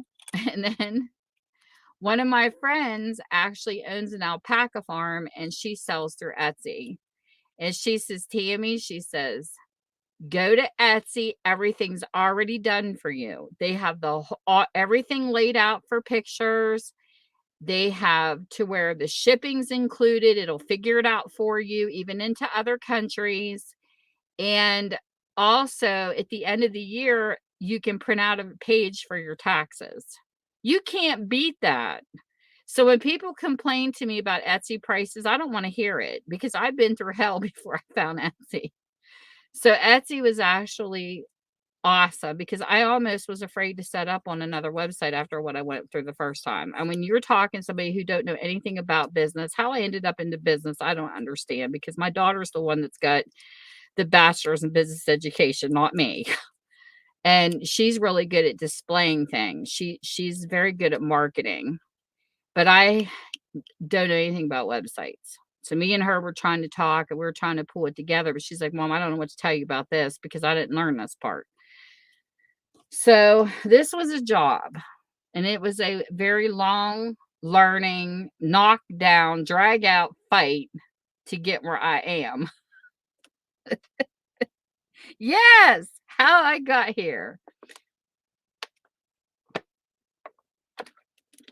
But that's what I'm saying. It's like it was rough. It was not easy doing a business when you have nobody in your family that's ever run one. I was totally lost, but I got better. So yes. Stoney, Stoney, you're so funny. You're crazy.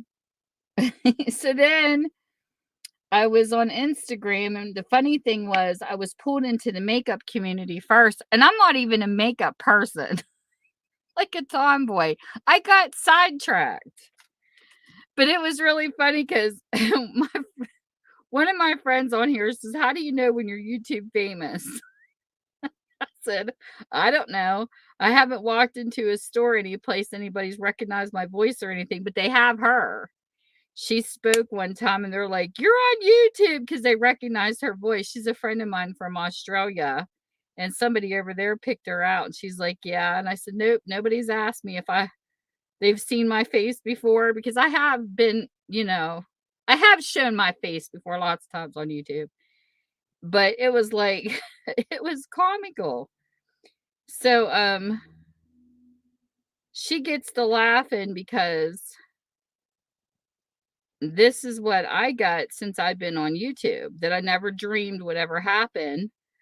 I've been published in a book by an author from my bookstore, and I have been published in a book in Australia in a mental health book for a friend who made junk journals and sold them, and her money went into supporting mental health, and she's got me as a thank you in her book when she wrote and got it published. Then I went to Instagram, and yes, my real name was on there. It's no big deal. Everybody knew my name because my real name was my channel name. I got a eyeshadow named after me. So she says, "Look at you. You got an eyeshadow named after you and published in 2 books." I said, "But I'm still not YouTube famous. That's just stuff." But it was funny.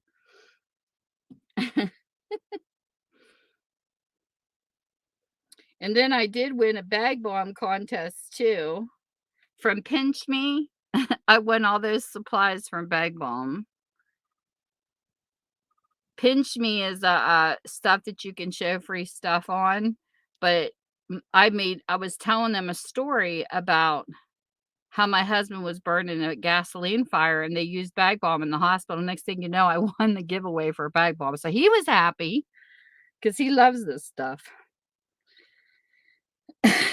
But it was funny. I thought it was hysterical.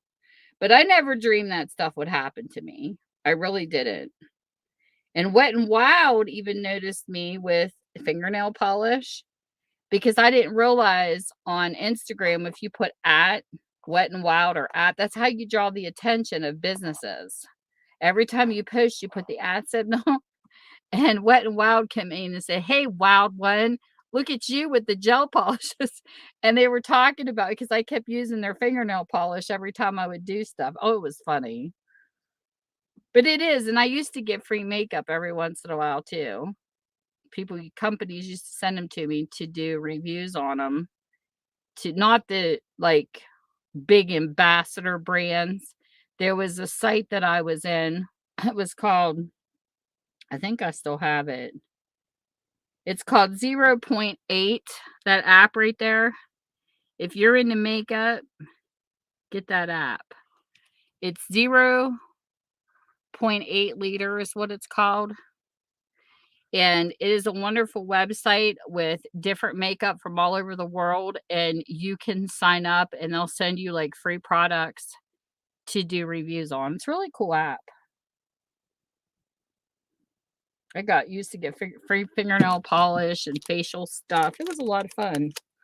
But I don't want to be a makeup channel. My whole thing with makeup was I always wanted to compare high end with low end to see what was, why there was such a big to do. So I had fun shopping at Sephora and Ulta and all these different places I never shopped at before. And I did a bunch of reviews. And pretty much my reviews turned out was I gave my favorite fingernail polish, gave my favorite eyeshadow palettes, and compared drugstore to the big brands, and it's a nice mix because there's some drugstore stuff that's pretty decent, and there's some high end that's pretty decent. But all in all, it's what you got to spend to what you want. And then I quit wearing makeup because I usually don't wear makeup. But it was fun. I had a lot of makeup I was able to share with my daughters though. And they did come to me for advice on makeup from time to time, which I thought was funny because I'm not a makeup guru, but it was hysterical. And then I used to have people give me funny feedback on my videos because this one girl, her mother told me, she says, my daughter laughs at you all the time.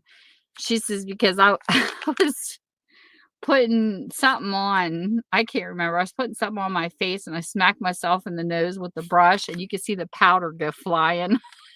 It was so funny. You should have seen me as a makeup person because I don't edit, so everything you get's natural. And she said, my daughter was rolling watching you do makeup sometimes. And I go, well, I like being raw. And I think it's fun to do funny, funny stuff. So we're all good that way. But I love it when people do bloopers in their videos. I think it's so cool. So now, like I said, you could decorate the signatures before you put them in, or you could decorate them after you get them in. So me, it doesn't matter. I'll do it either or. These are flowers I bought dies for. And I have a die cut machine called the Big Shot. And I love it because I can cut out tons of stuff and use them. And then this here is some extra goodies I picked out of my pile of ephemera. And these are fun to add into books. This here I think will be cute as a secret.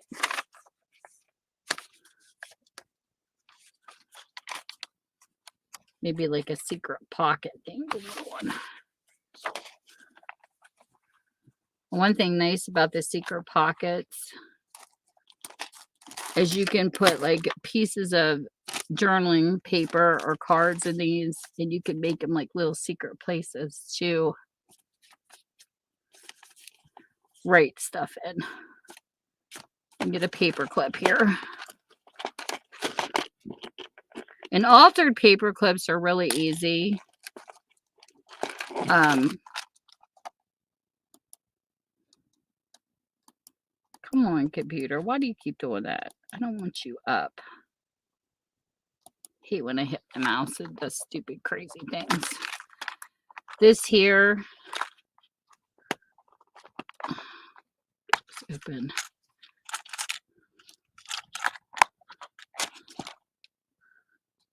These are all I did for Gothica when I made her, is I put a paper clip here, and you can put anything on a paper clip to alter it. You can do, let's see here.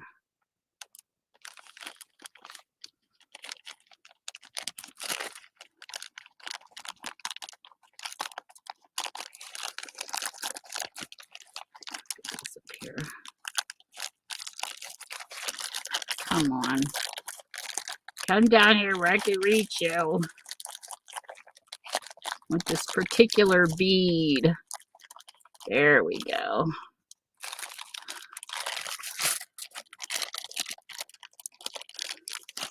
You can do beads or charms, ribbons, cloth.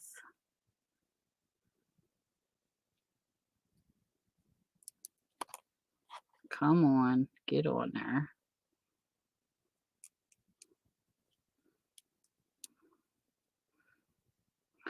This one's going to be stubborn. Get over there.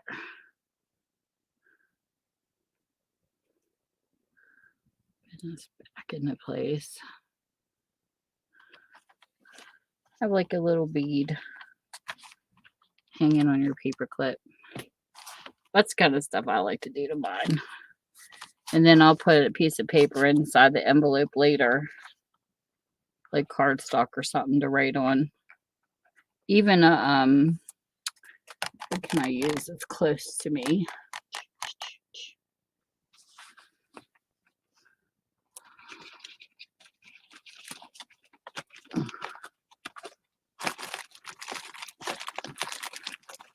Here, we'll use one of these. Note cards.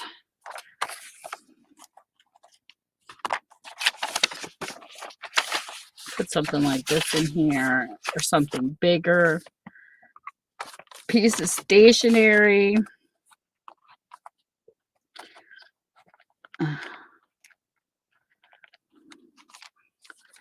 And this is pretty much what you do, is you just decorate them. Put pretty stuff in here, like this is an envelope made with a napkin. This came from JD. She sent this to me from Australia. This can not only be an envelope, but it can also be a separate tuck in the back. So what I would do is I'll glue across the side, across the bottom, up the other side. Put this here like this. And then this can be like a tag behind it. And then you could put something in it.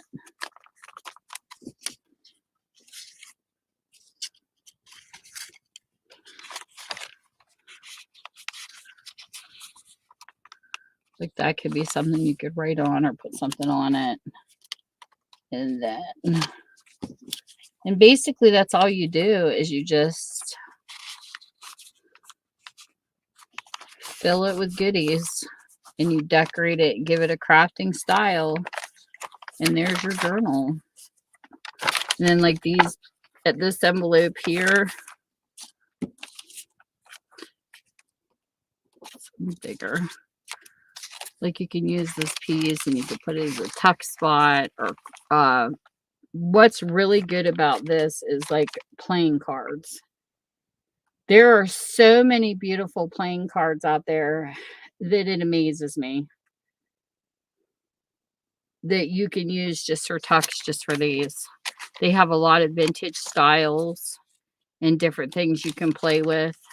So I go through my stuff and I just add what I want into the pockets, and then I finish decorating it. And then once it's decorated, I close it. You could put a word on it. You could do all kinds of things. And then I write in them because I like journals. A crocodile, I can also make a tie. I don't think I'm going to do it with this one, but you can take a crocodile and punch a hole here and put an eyelet in it, and then a hole over here, and then use a ribbon to tie it together. And that's what I do believe is on this one. This one has the eyelet, and then this is tied together. And there you go. There's your journal. I hope this helps. I'm not sure if anybody else is into making journals that's in here, but this is a lot of fun to just figure out what you want in it. And you can put side tucks. There's numbers you can add for layers. Like I can decorate this. I'll show you one of my decorations. So we'll take this. Say I want to make it a secret spot. Do I have extra coffee dyed paper down here? Probably not. Where is my stash? Or maybe I do. Look at my stash of scraps.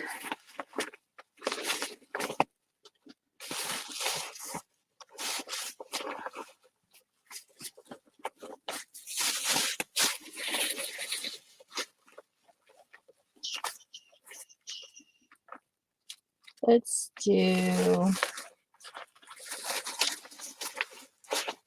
I have in here. Lots of scraps, lots of scraps.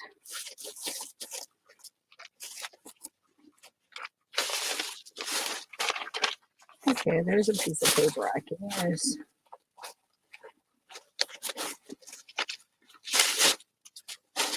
I don't think I have any wide enough in my coffee guide, but anyways.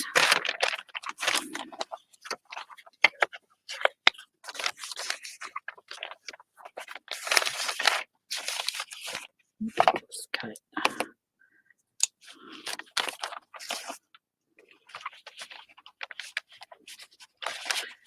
Take this piece here.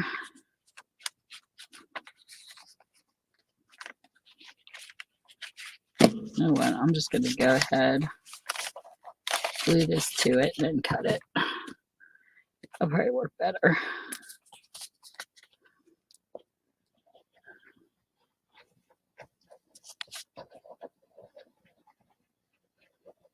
This here is like a craft cardstock piece. I think I bought these at Joann's.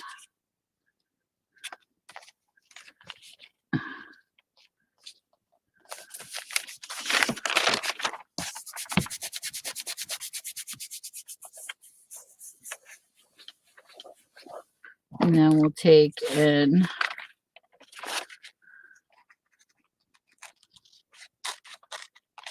cut this out.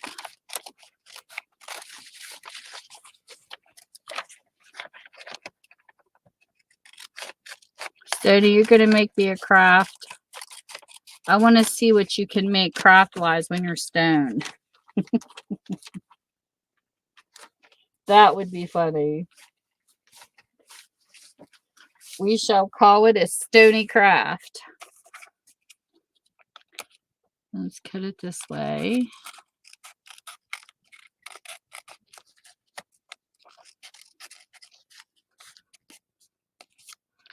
Stoney's still here. Did he leave? He is a riot, though. He is one funny dude. I met him on Scully's channel, and oh my gosh. Okay, we're going to fold this.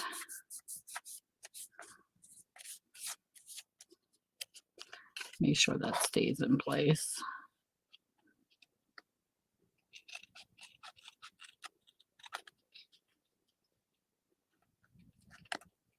And yes, even if I miss your comments in chat, I will catch up later because I do go back and rewatch my lives so I don't miss stuff.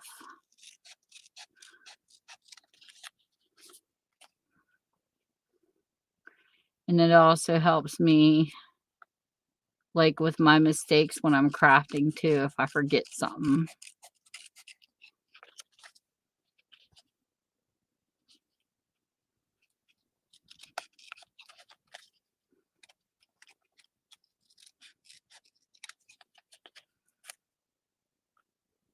Who in here likes Downtown Abbey?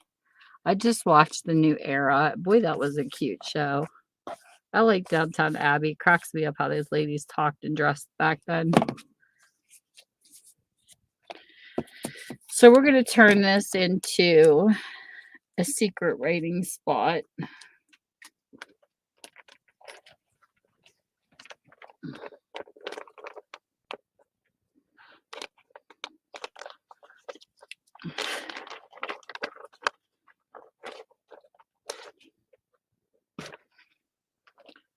And this can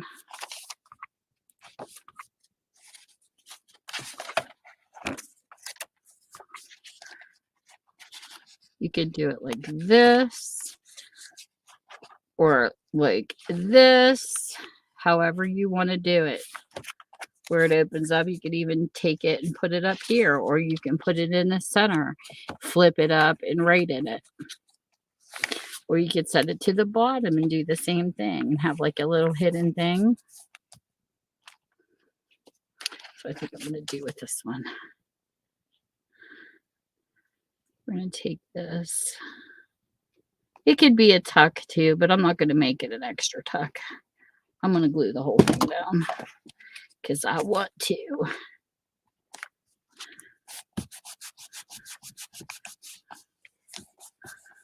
And then what you could do with this, let's see what I have in here that looks pretty.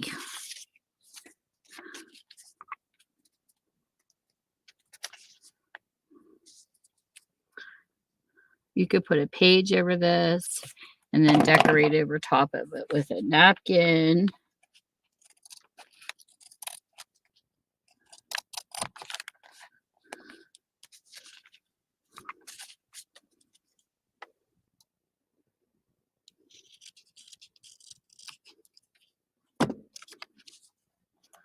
Or you could just stick this here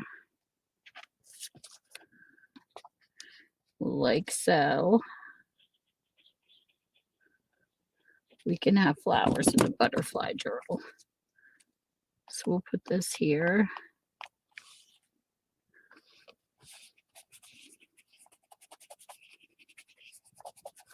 And then we can cut this piece off.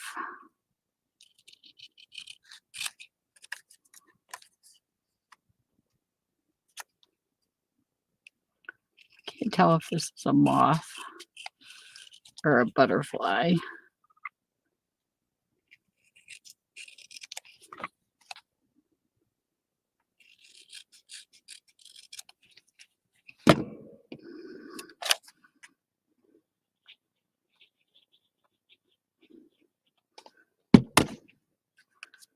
Put this down here.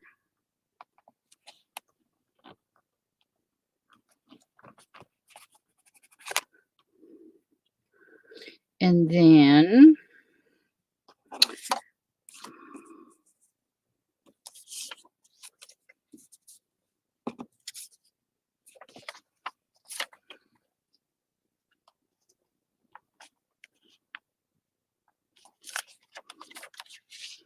just mess around with this a little bit.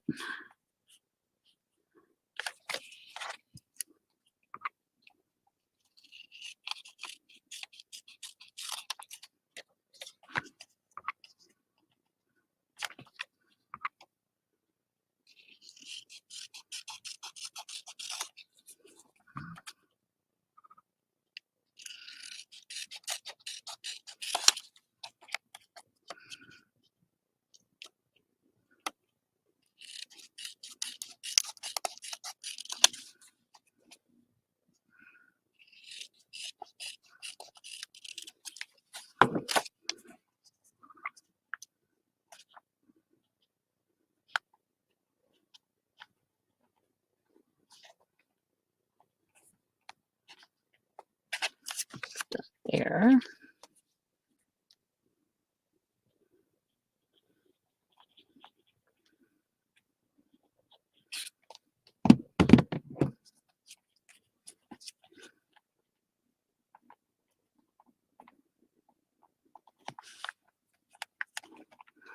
And then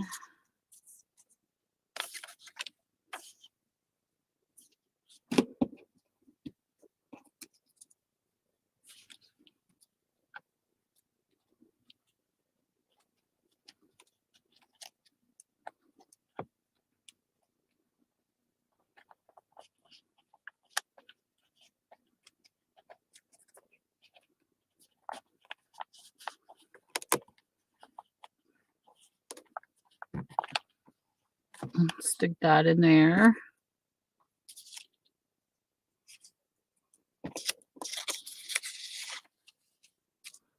And let's see.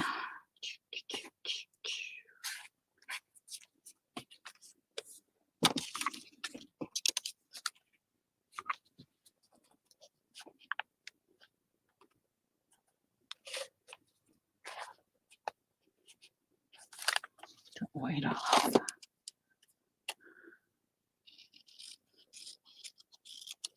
Who else in here likes The Walking Dead? I sure do. I love that show. Do this here.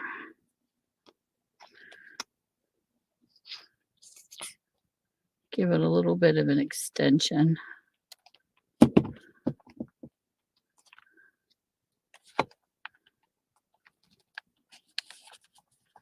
There. Now we have like a little window.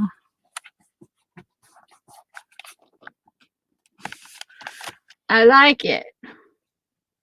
Hey, Shells.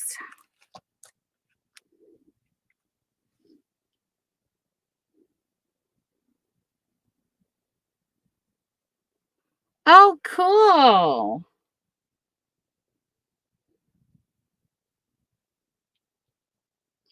That's cool, Cement.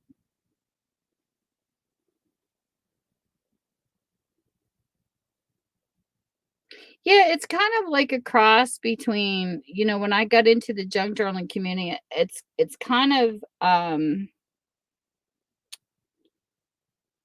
are you doing, Shell? Between junk journaling and thank you, Mark. And you're kind of like putting everything together. It's like a scrapbook, memory book. Because I put pictures through mine when I'm writing. Like when I do my Christmas one, I'll do that, and then I put pictures of the kids, the grandkids and stuff for Christmas. So it's kind of like my photo album too, in a way. I told my daughter, I said, if you want to see all the pictures I have, you're going to have to read my journal. She's like, Mom, really? I said, yeah, because I kind of like these as photo album places to keep my stuff too.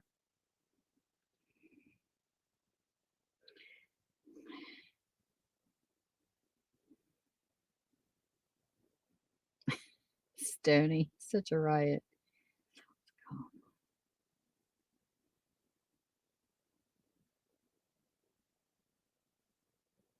That's nice. That's wild, Mark. See, my stuff is cheap too. Like sometimes they have places here. We have a place here called Christmas in July, and they set out a bunch of books for free on the tables for people to pick.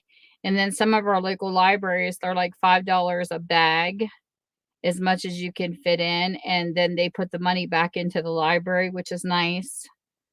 My books, it just depends on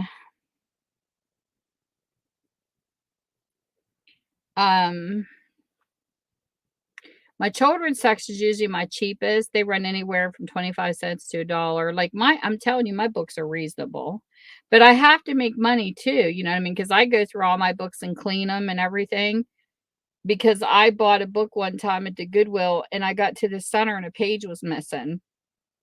So the guarantee behind my store is you're going to get the story. You're going to get all the pages. I go through every single book that comes in here.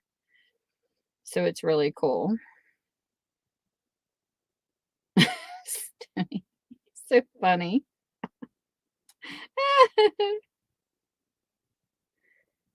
Oh, he left. Yes, I've stuck my fingers together with super glue before. That's so funny. He said that.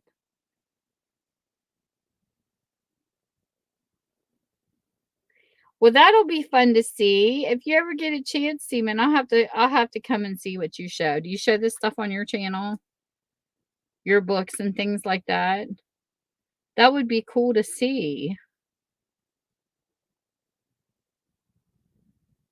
But yeah, they're a lot of fun to put together.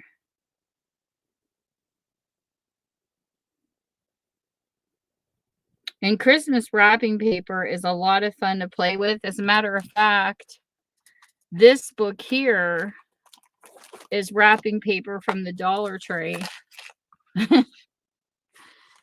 that I actually covered a book with. I liked it because it reminded me of, teen.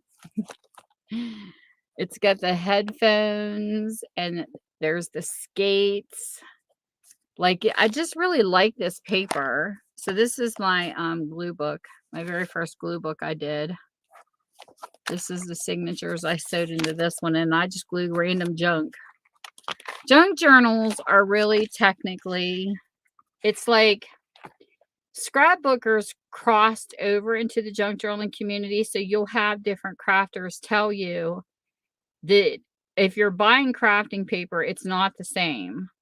Junk journals are technically things that were supposed to be thrown in the garbage, like receipts and tags. And there was one bigger YouTuber that explained the difference. You know, like if this was a scrap piece of wrapping paper, but it's such a fine line because sometimes you can buy paper pads and have scraps left. So, you know, it is what it is. It's whatever you want to make it to be. But I love my journals. And at the end of the year, what I do is usually around the month of February and March, I do, you know, people that I bought journals off of or journals I've made. I will show the entire year what journals I've used and how I've utilized them. And that's what I do at the end of every year. So you get to see everything I use. Like a sneak peek. This was one that JD made. I really liked it because a friend of mine from Yahoo, he loved cherry blossoms, and this really resonated with me because of him. And this will actually was the finished of last year going into the beginning of this year. So this will be the first journal for 2022. And this is what it looks like after I'm done writing, because I love to journal, no doubt. And if I take photos in between, I will find a page that the photos will go on. But I also buy journals off of other people too. I go through Etsy and I type in homemade junk journals or junk journals and just scroll down and I will find journals that I like. And this was one of the ones of hers I bought. See how these little tucks, and I love this stuff called eyelash trim. This spiky stuff will make it so petable. And that's why tickets, game pieces. If you have game cards, it's another way to upcycle. So that's what I said, trash. If people lose pieces of games, what do? They throw the games away. If you save like Monopoly cards, anything like that, crafters will use them for these type of tucks. They slide right in here as extra pieces. But this is what one that looks decorated. Now she's got digital papers in this too. And then she'll take and sew with her sewing machine just to give it some character. And she'll either coffee dye the back. It's really cool what some of these people come up with. And this is an envelope. See, this is an envelope that's just the top. That's why they when they say junk mail, go through your mail and look at all the envelopes that you get. People don't realize how much junk there really is in their junk mail. Like if you pay a bill by phone, you have the return envelope. What do you do with them? If people don't recycle them, junk journals, that's what this is. This is a business envelope literally turned into a junk journal pocket. She made it to where there's a tuck there and a piece of something tucked in there, but that's what that is, bent in half. Can you see the... That's what I mean. Junk journals are supposed to be junk. Oh, this didn't go here. This goes in here. And this is a paper bag. Cover is the paper bag covered. Like one of those, you know, card bags that you used to get when you buy greeting cards. And then the lace on the edges is where they put the little charms. But this is one of the ones I did. Now, Christmas, I usually have more pictures than that one. But look how pretty that is. They find all kinds. You can see how this one's tucked. This is like a fold over. And that's like a boho piece of stuff. So what I mean is like there's so many things. And this is what they call a fabric flip. Where you take a piece of fabric or two or three on top of each other. I made a fabric flip before. These are fun. And this is what you call like a belly band. They have belly bands that'll run halfway across the page, up and down, or straight across. I learned so much lingo when I came into this community. It wasn't even funny. And there's one of those bags. See, she has tucks already in them. That's what all this is. And then you can buy fancy paper clips in the shades of hearts, swans, and you just make it into a journal. So this is Red Deer printables. So yeah, this was a digital kit that she used. Somebody made this and you buy it and then you print them off. Digital kits are usually cheaper than regular paper pads. But yeah, and look how spiky, because she's got eyelash trim. Look how spiky that is. That makes them pettable. You just want to pet them.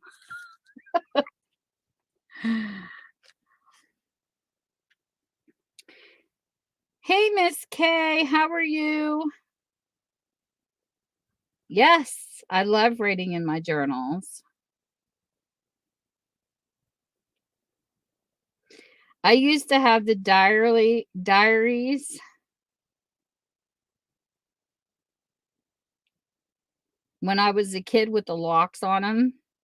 I used to write in them all the time, Leanne, and then now that I can do journals, I love to journal. I think it's cool because, like, I wrote about when COVID happened and the things we experienced.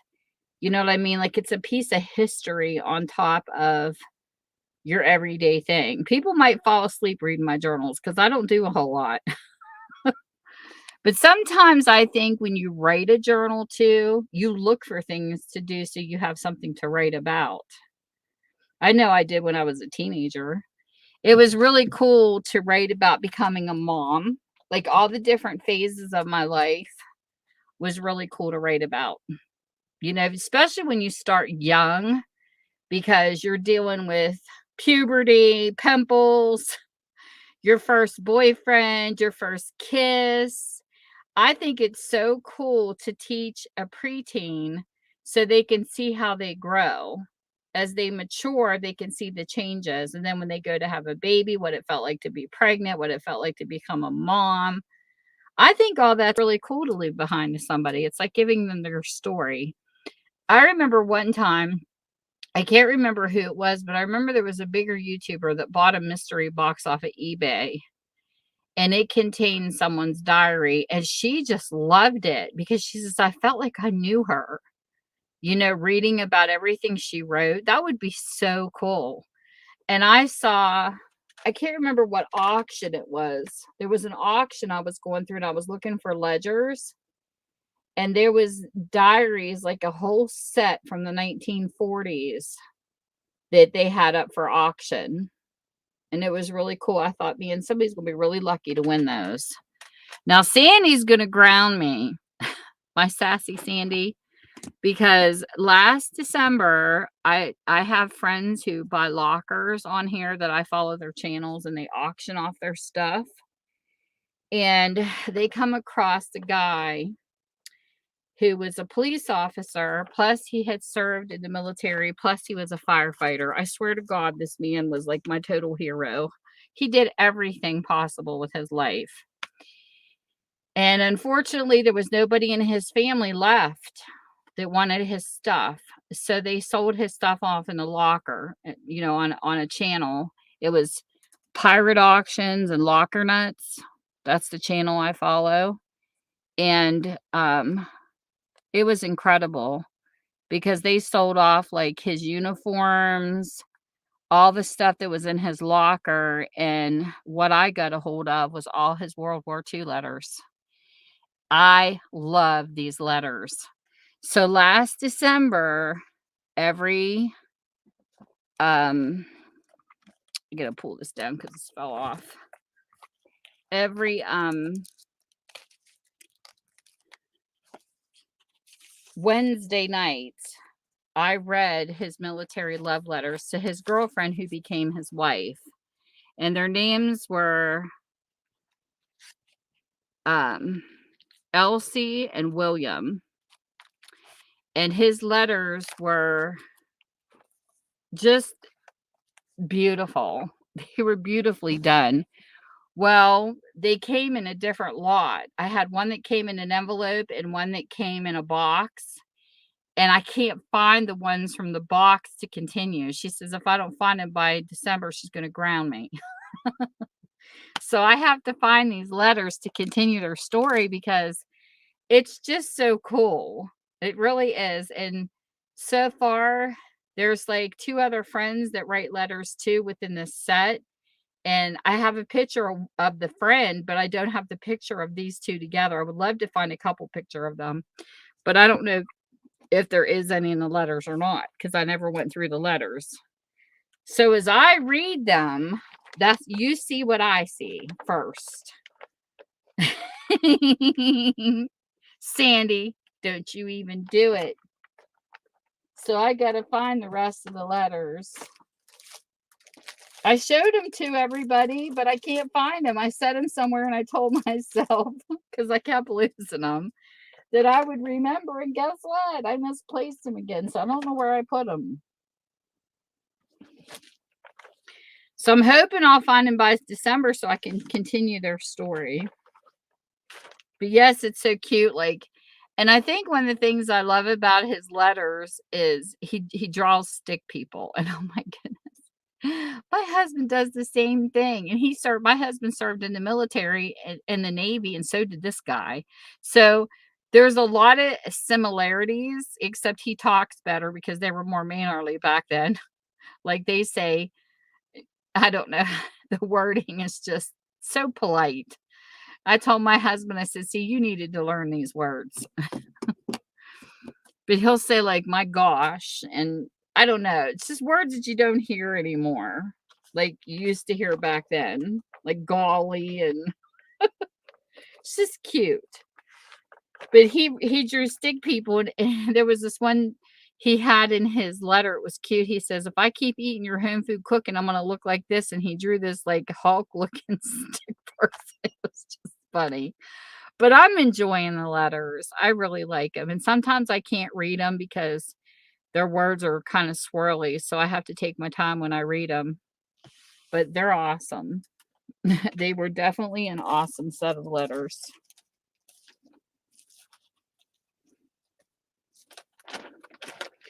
So we get to see what was going on in World War II. He talked about, food rationings and different it was just really good because even though it's a love story, it's also what's going on. I know, Sandy. I don't know what I did with them. I don't know. Wherever they're at, they're tied up in a cute little bow. And I don't have her letters. It would be so cool to have both sets so you could see them correspond. I have his letters, the ones he wrote to her, and but I don't have the ones she wrote to him. So, because it was his locker. And he saved them all. He kept them all. So I thought that was really cute. But her letters, I have no clue what happened to her stuff. But I did try to look up the couple because I kind of wanted to know a little bit more about them. They were from Valero, California, or however you say that word. And they moved to another part. But whenever I tried to search their names, I got a couple with the similar, but the ages didn't match. So it wasn't them because I wanted to know if they had kids. Like, I don't know. But this is going to be one of those stories I don't want to end. It's like I just wanted to keep going on and on and on.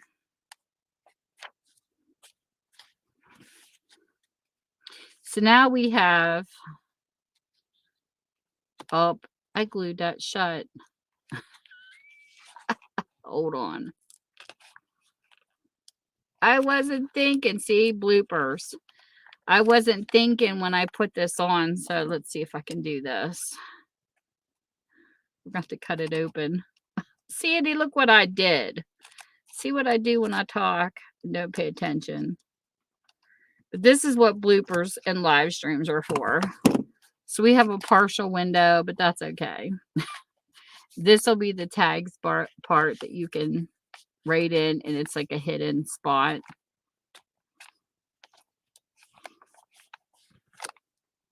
But it is what it is. I'm always messing up something. But there you go. You get a little peekaboo spot there.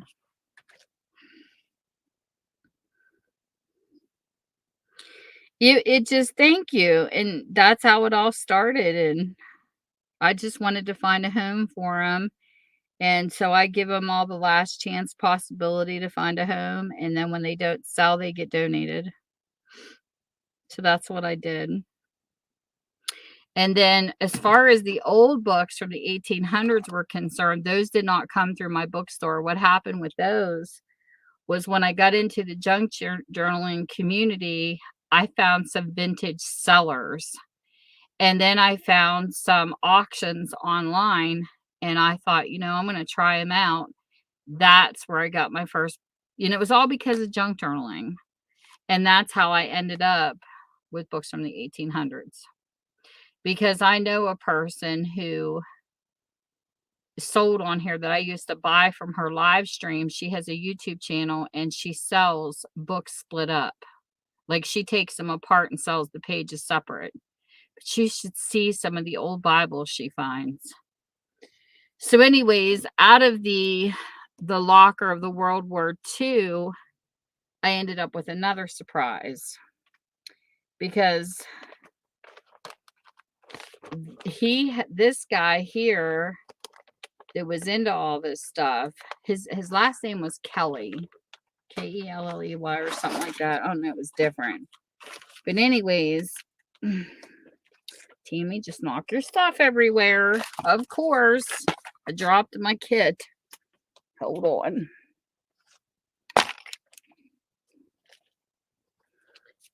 This guy that was in the cop, he was a cop and in the military. I ended up with his wallet, and he carried a prayer with him all the time, and it was just very touching to end up with stuff from his from a locker. And of course, you have haters in the locker comments where they'll say, "That's just morbid, selling somebody's stuff when they died and blah blah blah." So, would you rather his stuff end up in a landfill? I mean, if I died and my stuff was in the storage locker, I wouldn't want it to be thrown into the trash. I would hope a locker person would get a hold of it and make money off my stuff and it would find a good home. That's my personal opinion. But everything you're into on YouTube, you always run into haters. But the guy that was in the military and all that, he was so cool. When they sold off his uniforms and all that, I ended up with something fantastic. This was another story we'll go into another night, but it took me 10 months to get this thing because they lost it. I saw it in the locker that they opened, and I was like, oh, I got a bid on that. And I sweated it out, and I ended up winning it. And I was never so happy in my life. But before airplanes, apparently,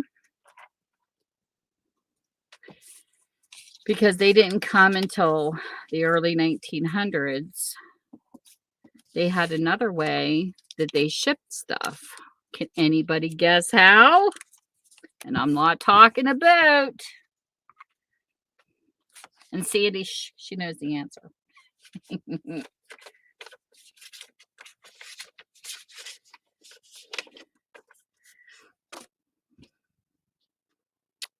Okay, make sure I didn't lose my glue lid.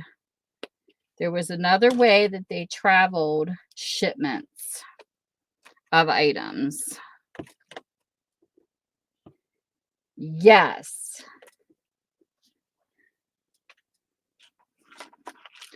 They used blimps and hot air balloons.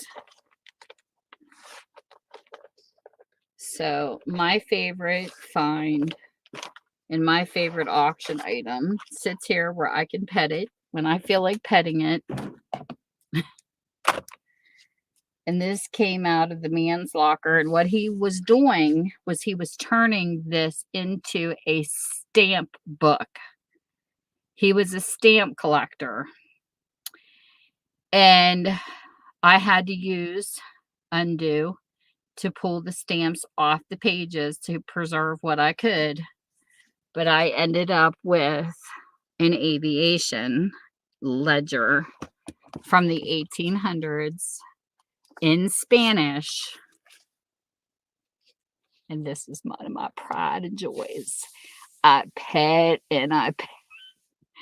And this is from where they recorded things being taken to different places, and you could tell it looked like somebody even tried to burn it, because that's what they used to do with the old ledgers. They would throw them in the fire. And I'm trying to find the date on when the page. Oh, 1884. See that? And it's the fancy writing. And yes, it's mine. And I won this at an auction. But like I said, the guy had it and he was turning it into a stamp book. And it's got the blimp at Lakehurst, the Naval Air Station, where the big blimp came down. I've showed this before, the Hindenburg. So I was trying to think of the name of it. Where it exploded, there's that paper in there. But he had taken it, and you can see where he was using the ledger as a place to glue stuff. He was turning this into a scrapbook. And like that newspaper clipping is stuck to it. And then stamps were stuck to some of these pages, but I got them off. Look at that writing. Oh my goodness, this thing is amazing.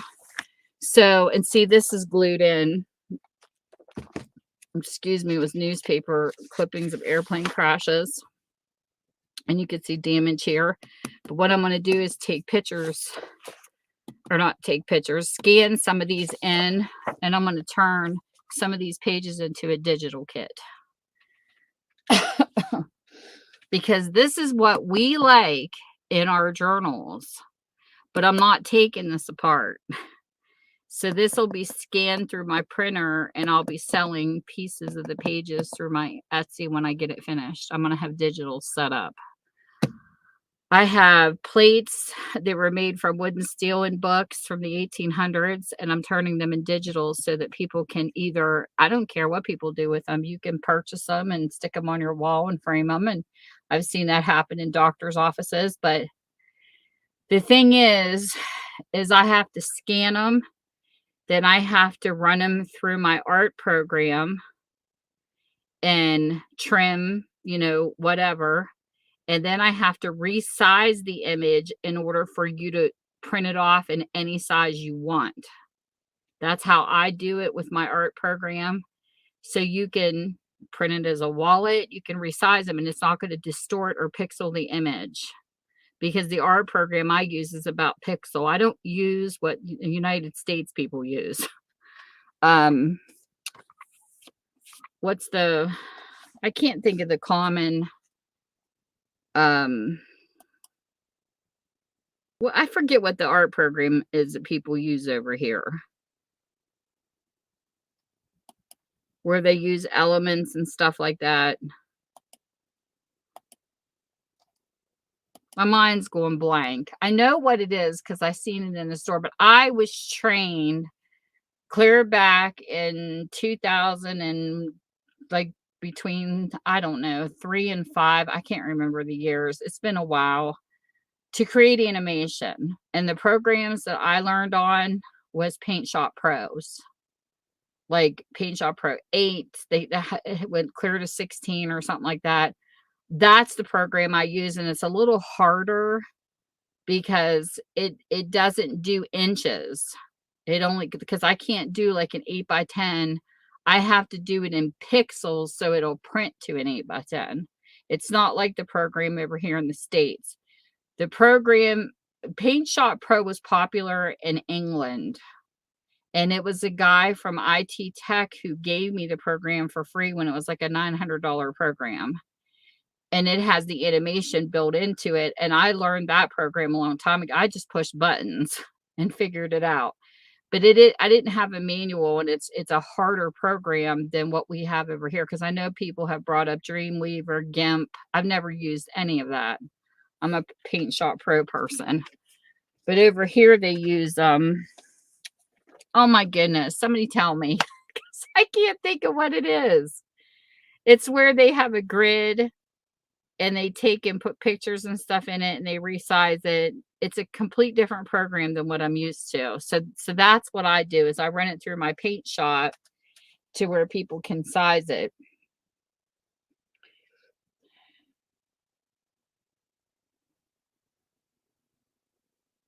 That is awesome.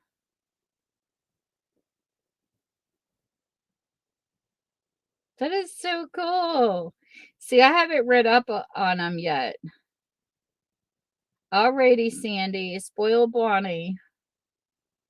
You have sweet dreams. I know I'll be going upstairs pretty soon too. Hubby will be home from work and my puppy will need to go pee. She'll be doing her pee-pee dance. Photoshop. That's what it is. Thank you, Leanne. I don't use Photoshop. I've never had it. But Photoshop is usually what they use over here in the States when I talk to people who are into art programs. Here's my baby. There's my baby. I gotta show my fur baby. Isn't she cute? I just love her. She's a Staffordshire Bull Terrier mixed with Lab. And she's so stinking cute. That's her with her ears up.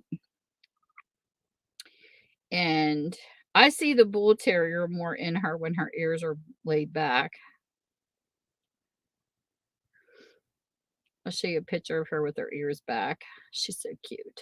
Love my baby. She's the best kid I ever had.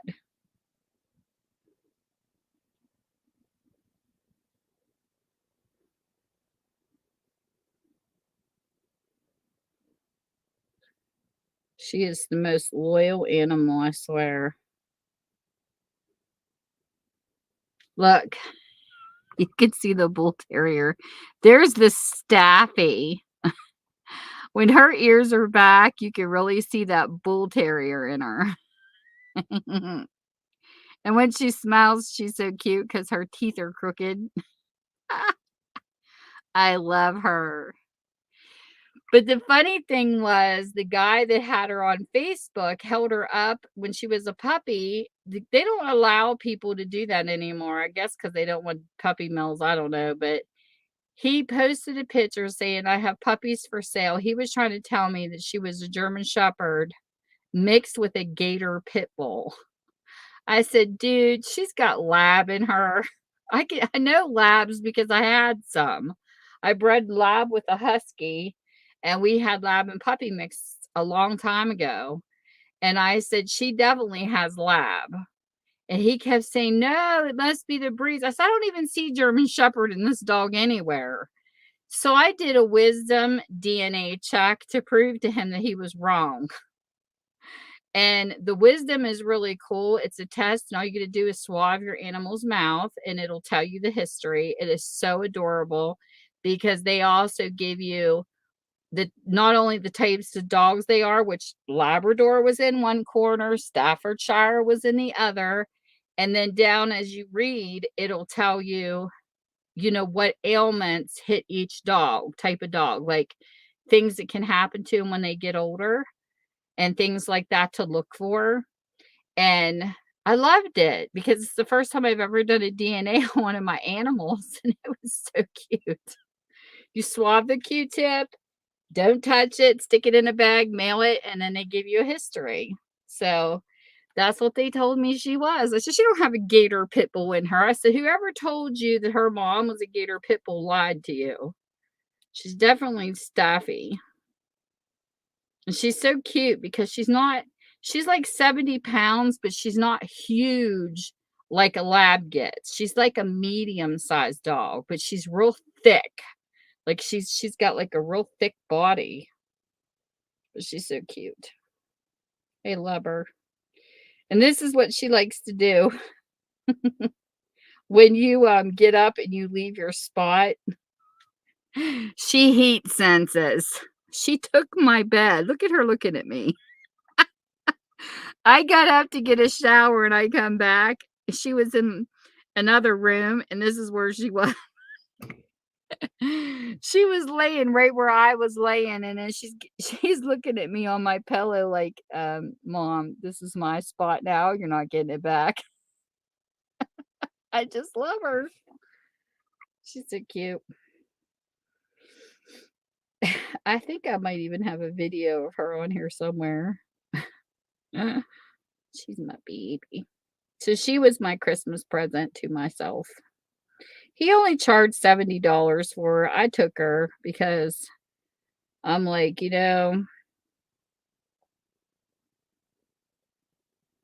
paid for all her baby shots and things like that because he did have all of her shots. He just didn't know what kind of dog she was.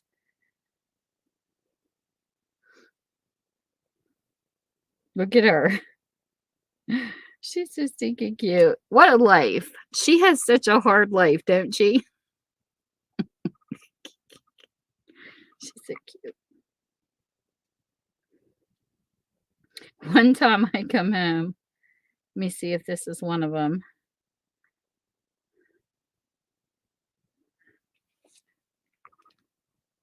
Hi, Sandy. Speak. Good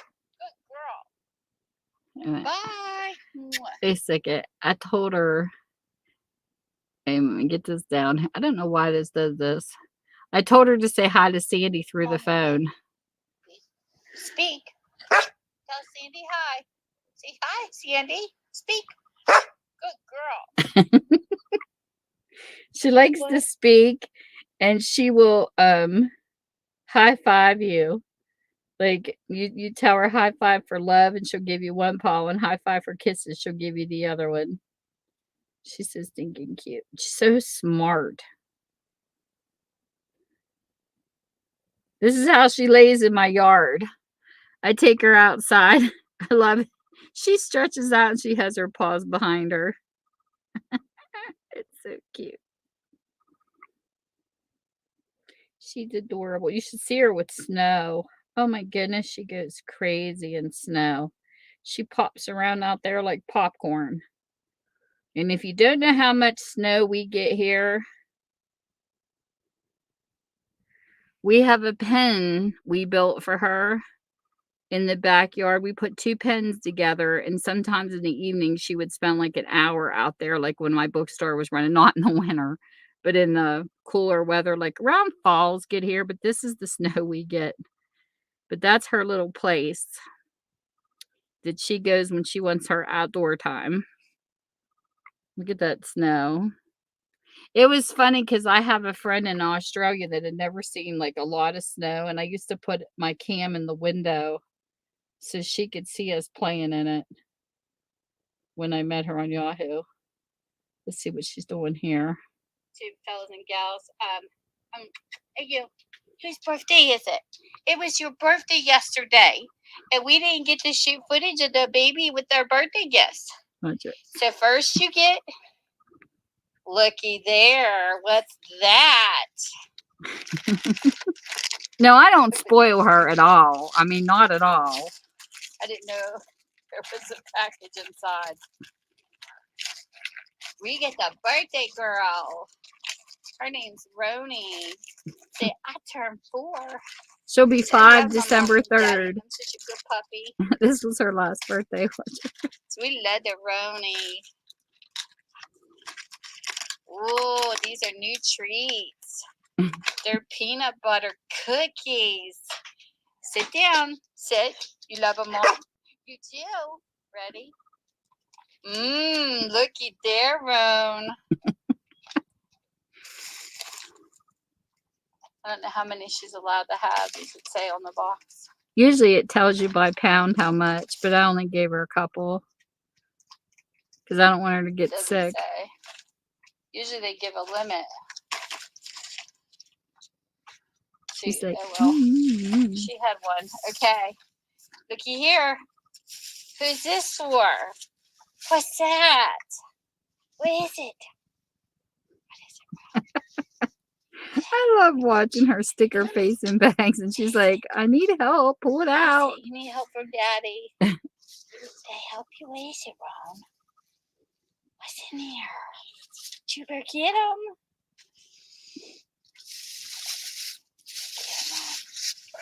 You got a couple. What's oh, what is it? You got a couple toys in there? Daddy, you have to take the tags. Come here, Ren. She takes off with them. She took off. She takes off and she goes to the living room. Come here. Let her go. She's going to take it in the living room. She'll take it in there and shake it around a couple times. And then she'll come back. She don't even let us take the tags off. She just runs with it. But she has to have level 3 toys because she'll tear them up immediately. I mean, she's aggressive. So we have to watch what kind of toys we buy. But she likes the ones that has the squeak, the bottle sound, and every noise you can imagine. That's her favorite toys. So it's really fun when you're in the middle watching a movie and you hear squeak, squeak, squeak, crunch, crunch, crunch, because she likes to be noisy. But oh my gosh, she's funny. But we always give her a bag and she'll wait. Like when she sees a bag and we tell her, she knows it's something inside for her and it's so stinking cute. She's so funny. And then my husband will be watching TV and she'll take one of her toys and she tosses it to his leg. Like, Dad, you better play with me. It's so cute. It's so cute. Yep, she's a good puppy. And then they have, I don't know if any of you have Netflix, but they have a show on where they're showing the advancement of pets, of exactly what they do. Like they have a bird that dances that's actually on YouTube, but it's a series they put on Netflix, and boy, is it good. This one lady's dog, she had these buttons with words. Like one says mom, the other one says love you, and she was teaching. And this dog is literally stepping on these buttons. And one day he did something, not something she didn't teach him or her. I don't know if it's a male or female. I can't remember. But the dog walked over and typed in ouch. And then she was like, what do you mean ouch? And something about, I don't know if she had a button that said paw hurts or something, but anyway, she found something stuck down between the paws of her dog and she removed it. And she was shocked that the dog did this because it wasn't trained to push those buttons. So now the dog's being monitored by she's got a YouTube channel, and the dog's being monitored by a scientific research site. They're actually watching to see if a dog can really like be their own person, like a human. So they're watching what the dog, pushes on the buttons. But it's very interesting to see the shows that's on Netflix with the pets. It's a really good series. And they had 2 rats driving 2 little cars. It's just the funniest thing ever. It just makes you wonder how smart these animals really are when you see stuff like that and you don't even know it because we haven't tapped into it. Like Roni, I mean, I can tell her, I can point to something and say, go sit on the couch, and she knows what I'm talking about. And I've only mentioned the word to her 3 times and she goes right to it. Like, she's so quick of a learner. She amazes me at how fast she learns stuff. Very, very smart animals. But the bird cracks me up in the videos because there's a dancing bird and that bird really dances. And he even made up some of his own moves along the way. He feels the vibration of the music and he dances on the back of a chair. And he's got this thing that looks like a mohawk. Oh my gosh, it's hysterical. He does the motions for a headbanger and everything. It's the most comical videos series I've seen on Netflix in a while. I love watching animals. But this is my pride and joy, this ledger. I really love it. And I remember looking up these 2 people, but I can't remember the story behind them. He had this card in here that he saved. Find it. It's like a postcard. A lot of these papers are falling apart, but they're on the Lindenberg, a lot of this is. And he had, I don't know if the stamps have any value, but this card here was, it says Baron Gunther von somebody and Captain Herman somebody. There was a story behind this picture too. I remember looking up their names, but I can't remember what I learned. I should have wrote it in a note, but this is one of the, it's like a postcard picture he had in here. But he had random stuff like stuck in here. Like how to build an airplane. And so this was really cool. Even the ephemera in here is really cool. This here is the pronunciation of Latin. And it's got your vowels. So there's that in here. There's some kind of thing that says my hobby. His name was Bernard Keller. February 3rd, 1932, class 2G. That's who this is from, his stuff. And I have his wallet and I have this.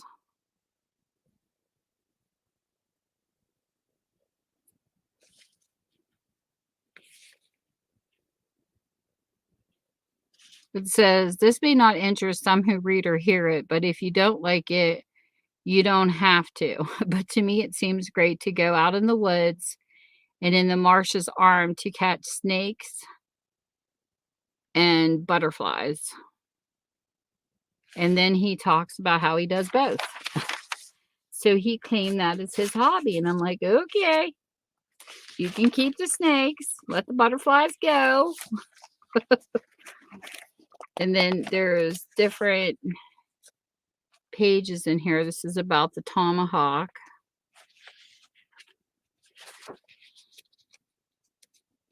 And this is by the boys camp. I don't know if he was a Boy Scout. And then here was some drawings. Look how cool that is of airplanes. And then this was some kind of blue horse paper filler. I don't know. And there's some numbers on the bottom of it. And then this here is, looks like a list of places. United States, and he's got Argentina. Like there's a bunch of numbers of different countries. So I don't know if these are places he traveled to. I don't know. But I thought this was really cool of a journal to get a hold of. And this was from some kind of theater. And there was a letter in here from a theater too. This is St. John's University College of Arts and Sciences from Brooklyn, New York. And then this here is, look at that. Bonjour le manager. Is that like French? And then I have no clue. There's nothing in it. But it says Paris 1935. And then this, yep, it was Paris, France, wherever that was from. There's some kind of dancing girl on there. Shh, look inside, whatever that is. But there's nothing in there.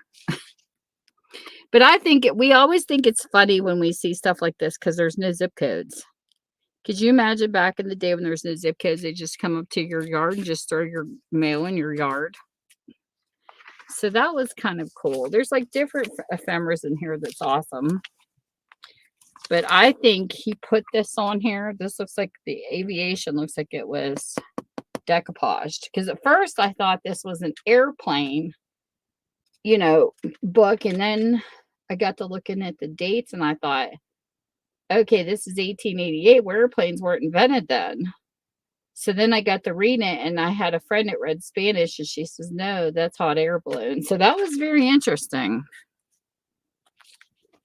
So yes, I got a beautiful piece of history that I'm not letting go of. But when this came up, I had another bidder come against me, and I had an amount that I wasn't going to go past. Again, my palms were sweating. This was the most intense auction that I never want to, and I don't want to do it again. I don't ever want to want something that bad to have sweaty palms. I mean, I keep telling myself, team, it's just stuff, but it was just the history of it just got me. Like, I was like, oh my God, if I win this, I'll die, because I've never won a ledger like that. And the only other ledger on my bucket list is stolen horses. Back in the day, they used to keep ledgers of horses that people stole back in the bandit western type days.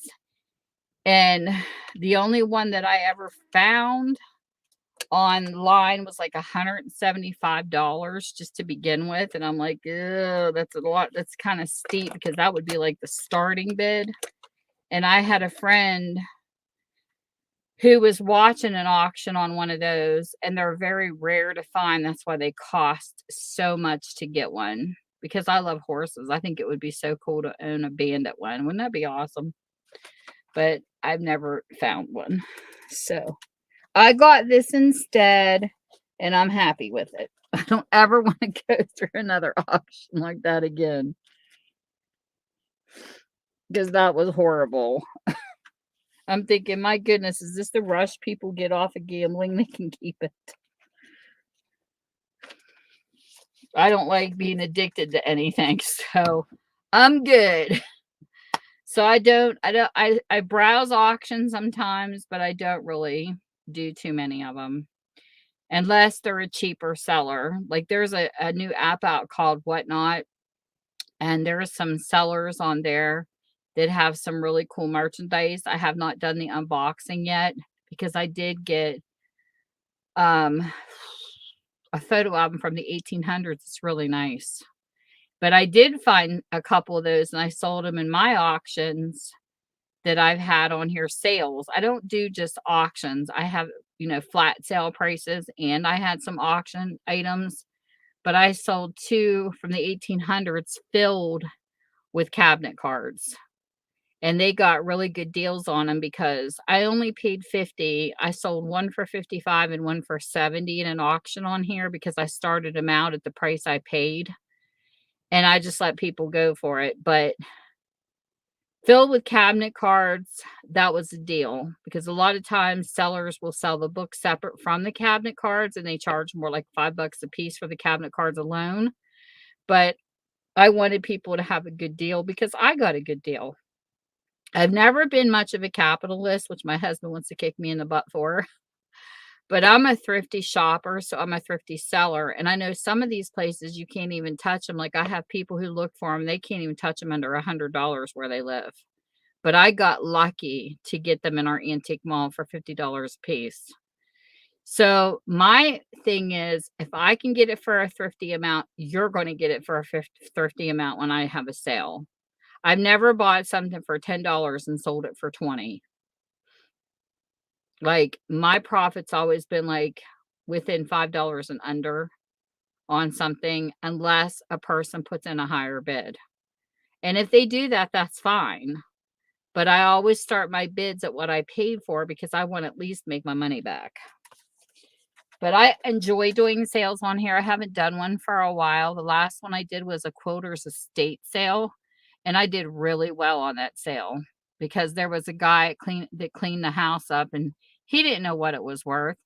So he gave me an amount, and I paid for it, but I definitely made a heck of a profit off of what he gave, because he didn't know how to price it. So I bought it in a whole lot. Like, I paid $65 for one set that he brought to me, and then the second time it was like 100, and I made $700 off of all of it. So I did very well, because he didn't know. He don't know anything about crafters and what this stuff is valued at. So I put it out. I mean, I had a lot of dollar items and still made that much money. So I did really well on that sale. But like I said, I'm not much of a capitalist. I'm terrible at trying to buy stuff, sell it, make my money back, and have more money to go shopping for new stuff. I always short myself with the money to go shop for more. But I know that there's a lot of people that'll do that. They'll get something for free and then they make 50 bucks off of it. I mean, good for them, but that's just not my style of selling. Because I don't know, I like people to get stuff thrifty because I get it for thrifty. Because I don't want to go out and pay something, a lot of money for something either, because I can't always afford to go out and pay $100 right off the bat for stuff. And a couple auctions I go to on here, I can't ever shop. They have eBay sellers buying in their stream to sell on eBay. So sometimes they'll jump in there with like right off the bat with $120 because it's an auction. I mean, to me, when I go to an auction, I want to start out with like $20, something cheap. I don't want to jump in with like 120 because then it's like your money's spent. I'm a cheap shopper. But that's just an idea of some of the stuff that I like to do on here and some of the places I like to go and check out stuff. Mr. Buys a Lot is a good channel for auctions, and Locker Nuts. But some of their prices can be very high because you have eBay sellers in there, so they're going to pay top dollar. But they're fun. Wait a minute. I'm not going. But they're fun. Alrighty, you guys have a great one. Thank you both for coming in. And Cynthia, thank you so much for sharing all the links that you shared.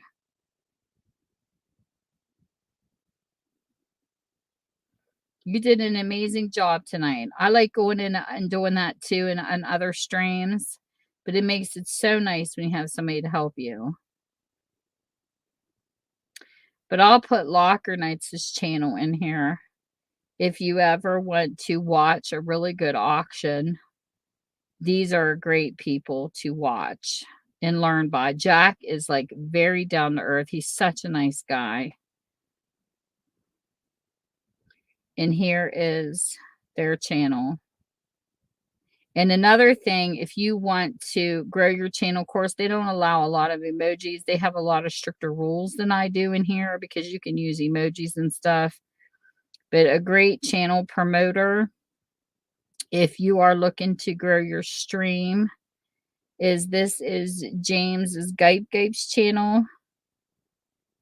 And you can tell him Tammy sent you because he does thank people for promoting his stream, but he will help you get more YouTubers. He's got a lot of really nice channels and a nice variety. Like there's cooks and gamers and people who take you on tourisms. I mean, he's got a really nice crowd that comes to his channel to network. So I do like going in there and meeting new people. It's a lot of fun. And even if you don't want to network the first day, say hi to people. Just go in and talk to people. He's got a good stream. He's got a good community going on. Of course, there's a lot of idiots because, every community has that, but he tries to keep the trolls out.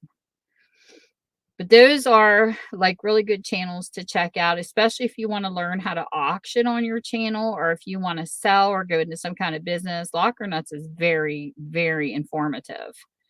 And it is a husband and wife team. They work very well together, Jana and Jack. But I think Jack is funny. He'll go in lockers and he'll start playing with toys he finds. He's really funny.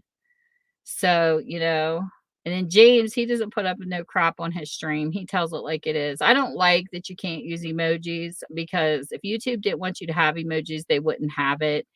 But yeah, you get people lecturing like the red emojis. He doesn't want a whole bunch of spam, which I can understand. But sometimes when you go to other YouTuber stream, they let you spam as much as you want. I read the YouTube guidelines. I don't see anywhere in YouTube guidelines that you can't use emojis. I don't know where they get this from. But then they're paid, so maybe they see more than me. I don't know. But I couldn't find anything. And it's really hard for me not to use certain emojis because I'm just used to them. But I don't spam like a whole line of them either. There's some people that will come in with like a whole line of the red ones and they just spam and they never have a conversation. So I can understand why he gets mad at those people because I do like a conversation more than people just showing emojis. But I talk and use emojis. It's just a habit I've had since chat, and it's really hard for me not to. Listen to you, mister. I ran into another crypt too. I almost thought it was you until I read the rest of the name. I was like, that's not Peg, but he has a crypt keeper name. I ran into him in another stream. You crazy.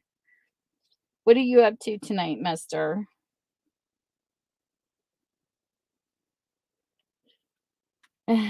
But I felt when I went into Jack and Jana's stream on Locker Nuts, I felt very welcome there. I was on their stream before they hit 100K, and they're on their way to 200K. That's how fast they've grown because they're good. They're really fun to hang out with, even if you can't afford their stuff. I like going in there and chatting with people. And of course, you have to have a lock to be able to shop, which is a 99 cent a month payment. And they do that to they weed the trolls out that way. That way people can't just come in and bid and then stick them with money. So you pay the 99 cent fee, and then when you win a lot, you get your 99 cents back. They give it back to you if you win your lot or whatever. But that's all you pay is 99 cents a month. I can handle that to be able to shop with them. And you have a little lock by your name. And I love the name Locker Nuts. It's such a catch. I always tell people, welcome, new nut. Welcome to the nut house. Thank you, Cynthia. But like I said, if you ever want to learn how to sell, or if you want to learn, what prices and things are going for, that is a really good channel. But you got to remember they're out of California, so that's also a top price place. High cost of living.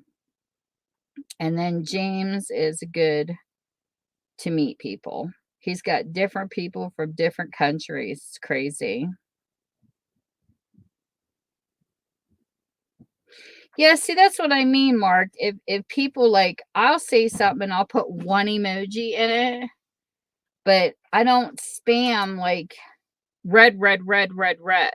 Like some people come in and they do this, but I have never gotten in trouble for it. They'll put in like a bunch of this stuff at once, but I have never gotten a YouTube warning about emojis whatsoever. Never.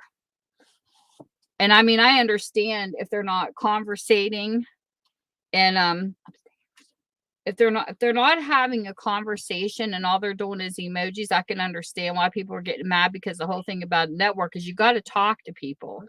And there was somebody else that come in and they were just doing this. You can't just keep putting dots in either. You have to have a conversation. You know what I mean? But I have never gotten a warning. Never. So I don't know.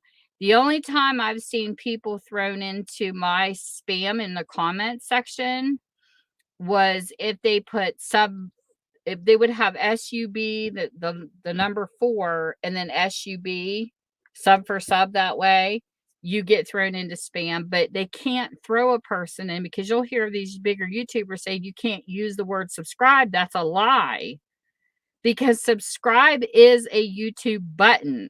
They cannot block the word subscribe because you tell people to subscribe to your channel. So that part doesn't even make sense. Yeah. And see, and John does that too. John comes into Crips all the time. He puts in emojis that flies clear up your screen. But some of the bigger YouTubers are telling me it's considered spam. And I've never had anybody blocked for it or anything that's ever used emojis. Now, messing with the algorithm, I don't know. I don't know. That's a different story.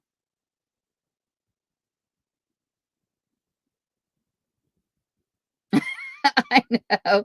John does that all the time, Crutch. He kills me.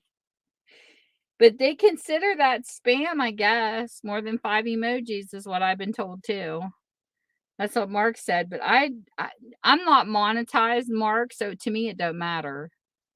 I mean, maybe it matters to people who make money. I don't know.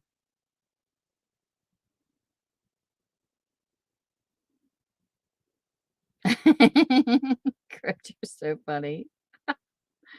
Oh my gosh, but I don't care how many emojis people put in mine. I've never had any issues with it. But I kept putting I, like, put a smiley face in, and one of his people that it's not a mod on his stream, but it's somebody who's on his channel that pays, and they're like, "Quit disrespecting the owner and putting" I put that person on block. I'm not gonna listen to somebody tell me not to use emojis when I want to, because it is a habit. I'm like the emoji queen. That doesn't mean I'm gonna spam your live. It doesn't mean that I'm gonna put, like, tons in, but I do like to put the hug, smiley in with the blue heart. I always do that on greeting, and James has never said anything to me about it. It's one of his followers that keeps running their mouth about it, so I blocked them. I'm not gonna listen to that shit. I'm gonna run emojis until James tells me not to, and he's never said a word. And even his girlfriend said, some emojis are acceptable. It's just I think they're trying to break the ones of doing a lot. So he's making it a rule that he don't want anybody to do it to try to make them stop. I think that's what the whole thing is. But him and Sam's never had a problem with me putting in a couple here and there. It's just really hard for me to break it because I've always used emojis to express myself. Even in Yahoo, I used to do it all the time. I would always put a hello with a smile, or if somebody was playing music. We had animated ones in there. Could you imagine how bad that would lag here? They had dancing ones, and I used to put them in when I would hear music. It's just a habit, and I cannot break it, and I don't want to. So to me, you can use as much emojis as you want in my stream. I'm not going to complain. I like the emojis. I think they're adorable, and if YouTube doesn't want them, why do they have them? That's another thing I don't understand, because in IRC, back in the day, if you had Merc or IRC chat, you had to make the smiles with the set, like you had to do this to have a smile. They had no emojis whatsoever. You had to use the dots and the parenthesis to make a smiley face at people. Everything was done outright because that chat had no emojis. So why doesn't YouTube take them away? Why would they give us these emojis here, when COVID happened? If we're not supposed to use them, why are they here? That's my question. And I've even asked that in his stream. I'm like, well, if we weren't supposed to use emojis, why do they give them to us? I mean, to me, it just doesn't make any sense. I don't know. But it's his stream. I would rather a content creator say, please don't use emojis on my stream because I don't like them, than to say, don't use emojis because YouTube says not to, because I don't believe that. I don't believe that YouTube doesn't say is not to use them. I believe the channel owner doesn't want them used. That's different. And then you can choose whether you want to hang out in that chat or not. Because I know a person left his stream. They said, I don't understand why you keep saying this, because it's not true about the emojis. And they said, well, I can't be on a stream. And they left. They left his stream because they couldn't use emojis. And that's their choice. Just like Nightbot blocked me for using a smile before on somebody's stream, and I never went back. It timed me out. I'm like, I'm not going to be a part of a stream that does that. I want to be able to be free spirited when I go into a stream without restrictions. I don't have any rules for my stream except just to be nice. My stream is very laid back. I don't like running bots because I feel like it's not as fun as people interacting. I've seen like people run a bot and it'll stream like, this is my channel on Twitch, this is my PayPal, this is this, and there's so much bot spam. I can't see people talking. and I don't want that here. Now, I do like the talking bot. I know Haley has it. When she's gaming, she doesn't have time to read the stream, and she doesn't wanna, lose people that come in. So, yeah, I do like that one because it'll, say something to you. And then Crypt has one that you can type in music. That's different too, because people can put in, like, a song request, and that's fine, but I just don't like 5, different spams going up in the stream at once, because I feel like it takes away from the person's conversation, especially when I'm not on the computer. I'm on my phone. So, I just sit down here and I'm like, I'm on this tiny little phone, so this is all I have. So when somebody spams something big, it's like my whole screen's gone. Yeah, but that's from Nightbot, Cindy. That's not from YouTube. Nightbot is set as a command. The owner of the stream can either add or take away. You know what I mean?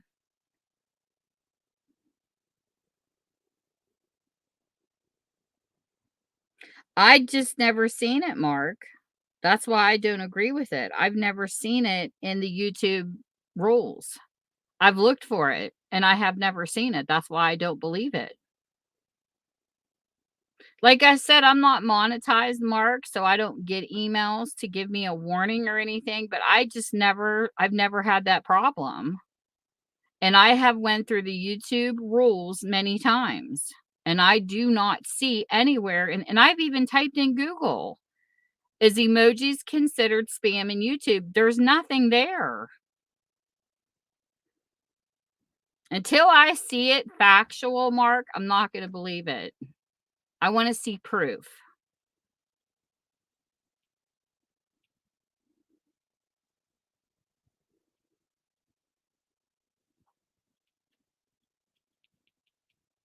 Have you seen proof?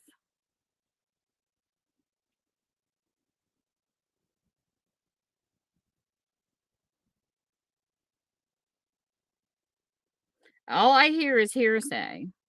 That's just like I said about earlier when I told about, the beginning of the stream when I made the comment about,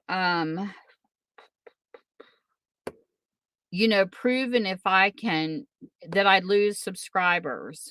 I can't prove this because I don't have it in text to show you that it's a rule. I don't. But me and a few other YouTubers tested if we put our own link in a live stream when we're networking.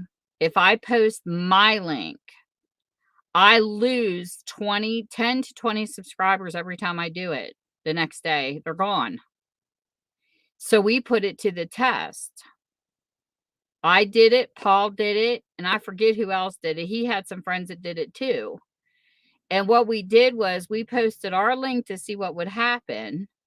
Well, then it turned out when I didn't post my link the next night, I didn't lose any subscribers. Like I lost maybe like 1 or 2 here and there from like maybe people subscribing and unsubscribing, but I never lost 10 and 20. When I stopped posting my link, it slowed it down. But when I put my link inside of YouTube, for some reason, I kept losing subscribers, and so did other people. So we put it to the test and it worked. I mean, I don't know though, because I can't answer it. That's why I stopped putting my own link into the promoting streams, because I didn't want to lose 10 or 20 of them every time I did it. Like it was not like every time I put my link, like I put my link and I would lose 10 subscribers. I mean, as I put my link in a whole night, when people would say to put it, the next day I was minus 10 or 20 subscribers. It was just weird.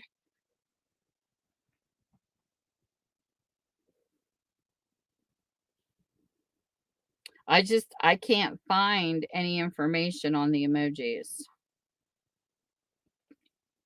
I've looked it up and I can't find nothing.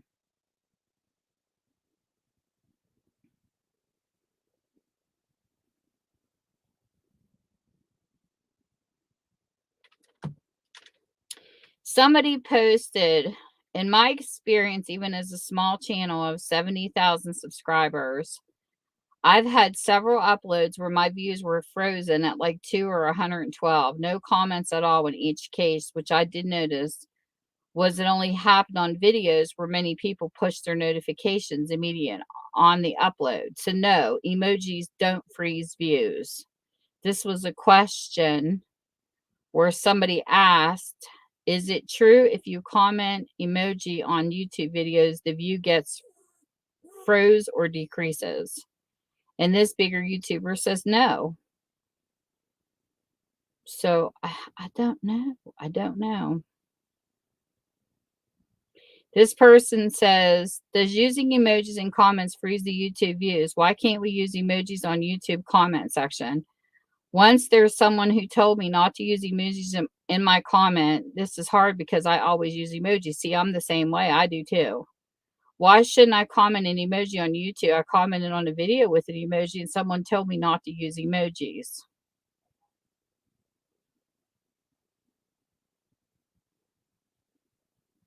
And this guy posts back, I'm not sure exactly if this is true or not, but I would guess this is highly likely to be false. Unless the comments are spam.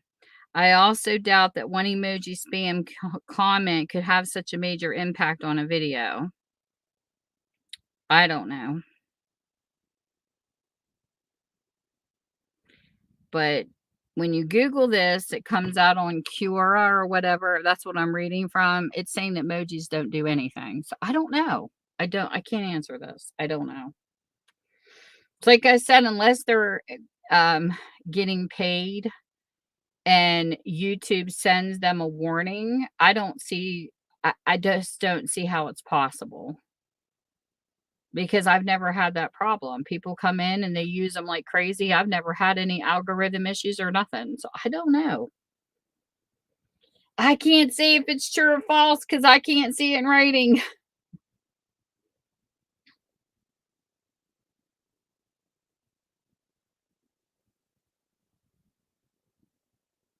Yeah, like Chris said, Nightbot, you can set it to do what you want. Like there's people who can set Nightbot to ignore you if you type in all caps. And it's very confusing. This is what this is the only complaint that I have about it, Mark. Seriously.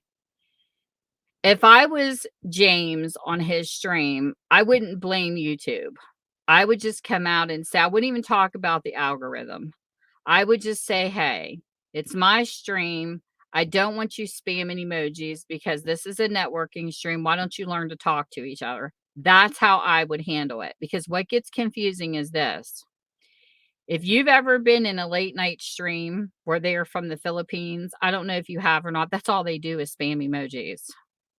So if you see this on somebody else's stream and they don't care, or you have and this is true, this is all over the internet. I have one person that does live streams and they will not let you type in small letters. If you don't type in all caps, they will time you out because that's that person's rule on their live.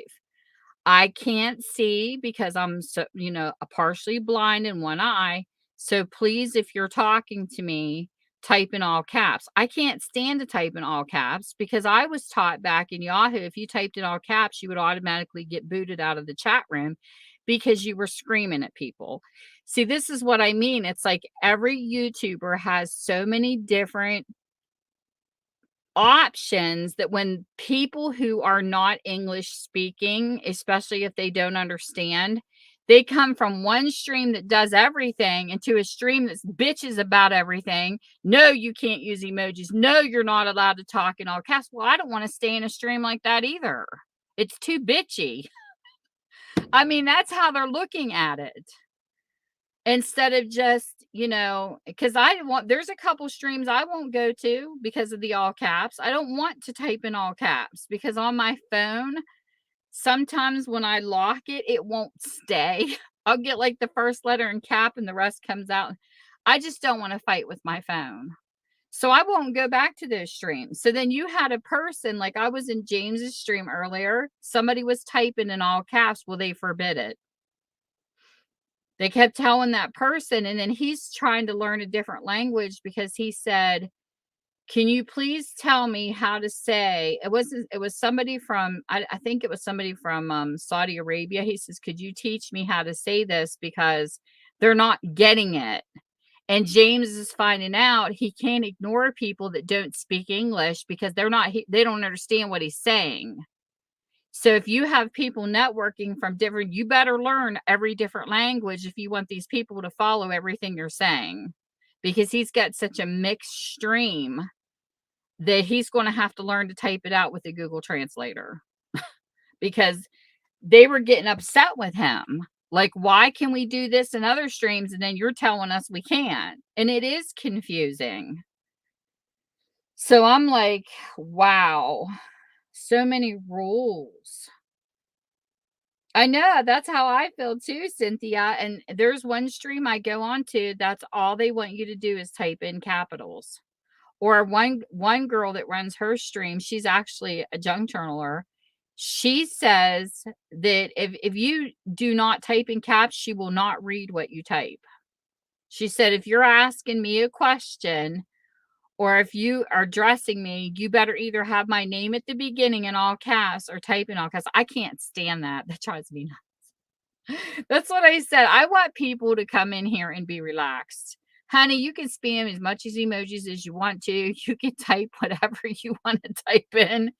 It is what it is. You know, if that's what makes you feel comfortable to type in all caps, I don't care. I'm not going to block a person for it. But I also want conversation. You know, especially if you are networking, you should be saying, "Hi, how are you?" Talking to people. It shouldn't be just strands of emojis when you're trying to network, because people aren't going to network with someone that's all they do in their stream is type emojis. You want to talk to people. You want to have people talk to you back. So I can understand why James gets mad when that's all they do, because I don't want somebody that's all they do is emojis. So I mean, you know, I can understand. But I can't see a proof of some of this stuff. Just like a bigger gamer I went into one night, he was telling people, he was like at 8,000 subscribers, and he says, "Listen," he says, "when you're out," because some people are saying, you know, as my channel gets bigger, I can't keep up with watching everybody's, you know, videos and stuff. And he says, "Oh, you only watch 30 seconds and you leave." I'm like, "What? What did you just tell him?" And this guy was a friend of mine. He was a gamer. And I go, "Why would you tell them that?" I said, "You do realize that back in the day before 2017, I forget what year they changed it. When I started as a YouTuber, it was 2017. So before then till then, all you had to do was be 1,000 subscribers and you automatically were monetized. When I got it 500 subscribers, I forget what year it was, YouTube changed it to where you had to have 1,000 subscribers and 4,000 watch hours.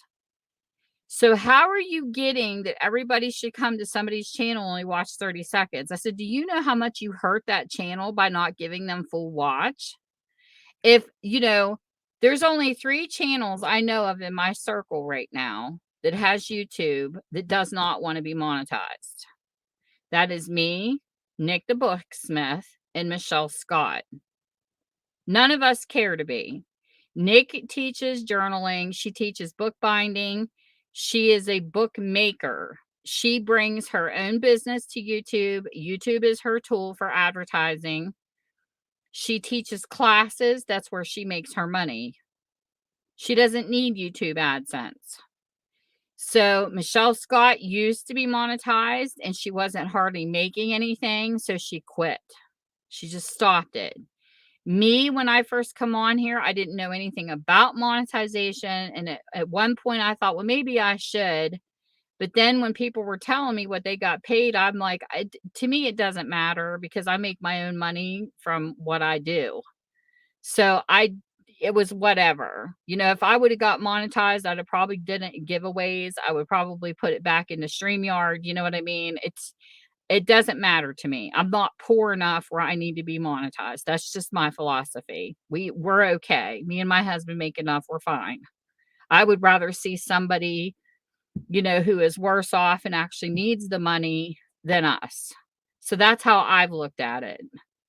And I just feel like, you know, you go into a stream and some YouTubers think they can speak for the rest of us. Like this one YouTuber said one time, he's somebody I follow, and he says, well, if somebody tells you they're not here to be monetized, they're lying to you. That's not true. He's lying with that statement. And I told him, don't speak for me. Don't speak for other YouTubers because that's not true. There are people here not to be monetized, but I know my friends that are monetized and I know the ones that are trying to get monetized. Do you honestly think I'm going to go and just watch 30 seconds and leave? I don't think so. As a true supporter, I'm going to run that video until it's done. Now, I might not watch all the ads. And this is how I do the ads, but this is just my personal preference because the bigger you grow on YouTube, the harder it is. If it's an ad and it's only a minute or a couple minutes long, I don't have a problem. But I don't know if you guys have seen some of these one ads, but like gut rot or rot gut, or there's one video that could go on for an hour. There's some advertisements that are super duper long. And I'm in the middle of watching a video. I don't want to watch that long of an advertisement. I think it was gut rot, and this guy comes on because I started watching it, and it's like 20 minutes later, this damn ad is still running. And I'm like, I'm not watching this. This is like a doctor documentary. So I finally hit skipped ads. But if it's like a couple minutes long, I'll let it play so that they get that they get that money because I know they need it. But I just think it's sad. No, I'm talking about people that I've run into. You didn't sound critical. This is conversation, Mark. This is why we communicate. But I'm just saying, if you go into different channels, you're going to hear different things. You know what I mean? And when he said 30 seconds, I was like, no, I don't think so. I'm going to watch the whole video. You know what he told me? Can you please leave my stream? Because you're distracting people. I said, how am I distracting people when I'm talking about the truth of what I hear? I said, you're telling me to watch 30 seconds. And no, I'm not. I'm going to give that person full watch because they deserve it. Now it's different. Like, I can't remember whose stream I was networking in because I network in a bunch. There was a channel, every single one of their videos was 7 hours long. Their lives are 7 hours. Now, the longest I have ever done a live since I've been on YouTube was a sale, and it lasted for 12 hours. And let me tell you, my ass was tired, but I could never, I don't even go live every night because I can't do it. I don't know how these people do all these lives. I mean, gamers, I can understand because they're gaming, but just to, keep a chat going, I don't have that much to talk about to come on here every single night of the week. To, keep a live going for 4 and 5 hours every single I can't do it. So that's why I only go live on Wednesdays. Wednesdays is my longest time. But all I know is that's a lot to watch on someone's video if they're a 7-hour person all the time. And I think that's why YouTube come up with shorts, because TikTok is shorts. And I think the shorts are popular because it gives you more time to watch more people in a less time, if that makes sense. Because, some people, that's why they don't stay. They'll come in and they might watch 4 or 5 minutes of your video if you have long videos all the time, and then they're gone. Because they're like, I'm not going to sit here and watch this all day, but I do. If you were a gamer and you just had a game for like an hour, I would have my phone sitting right on my dryer while I'm washing clothes. And I'm letting you play over here in the corner and listening to you while I'm cleaning. That's what I do for the long videos. This is just me speaking for myself. But when I'm networking, I don't go to a person's channel and pick a 2-hour video. I look for the shortest one to make a comment to let you know that I'm subscribed to your channel. Then I will come back and watch some of the longer ones later. But that's how I do it. Or some people get into a community click and they run playlists. And I know that happens too. Like I had a friend, she runs her computer and she plays people's playlists in the background on her TV, and she's using her phone for something else. Now I have a hard time doing that because I want to comment on your video. I don't want to just run your playlist without saying something. That's just a habit I have. I want to actually know what your content is. But it's just interesting. I like how we talk about this stuff. Because I find all this interesting. I don't find any conversation we have in here bad, Mark. If you sound critical, Mark, I would bring out my emoji paddle. I would say bend over. But no, I like a relaxed room. I like people laid back. I like to be able to talk about anything. And that's one of the things I like about Ty, because you know she was one of my favorite channels on here where you can go and you can talk about anything in her stream. We all have opinions about the news bringing up racism and everything. Like we talk about everything in her stream, and she said, and that's the way it should be. She said the media makes it sound like, you know, everybody's acting a certain way, and they're not. They're just speaking they're what they're reporting, but that doesn't mean it's the truth. So it's really nice to have streams that you can be yourself and you don't have to be guarded or walking on eggshells or worrying about breaking the rules. Just so you know, I'm putting it out there. I like discussing things. I love debating even when I was in college. I think it's fun to have discussions about stuff. Now, somebody please tell me how to get this off my screen. It says use banners to some. I can't get this off my screen. I must have hit something earlier. Crip, do you know how to take that off? I don't know how to take that off.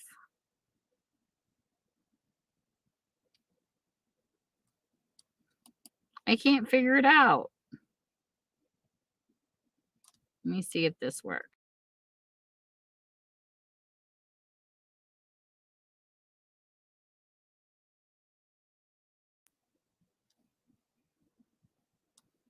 I don't know what I did.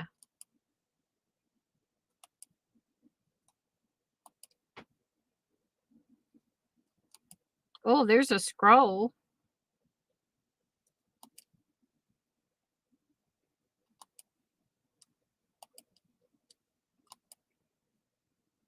There it is. I was like, how the heck do I get that off there? Hey, Dill.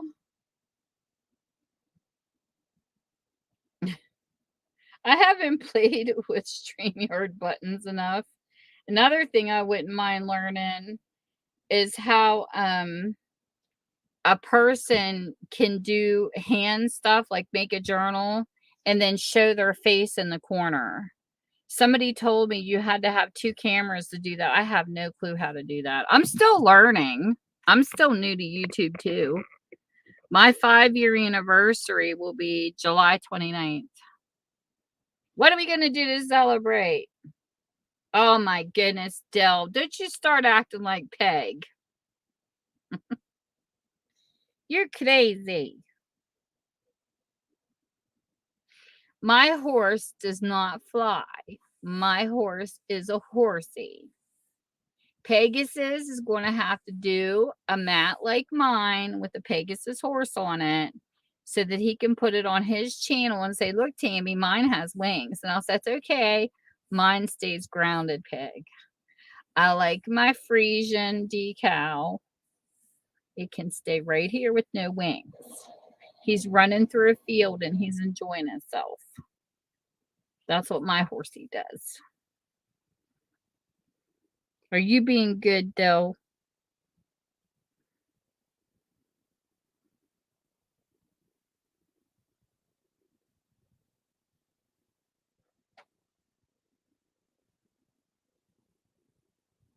Yeah, Mr. Ed. Hey, if my horse talked to me, I'd have been a rich woman. My husband says that all the time. He tries to teach our dog to say words. He says, if she starts talking, we're going to be rich. I said, please. Oh my gosh, that's so funny. You all are crazy.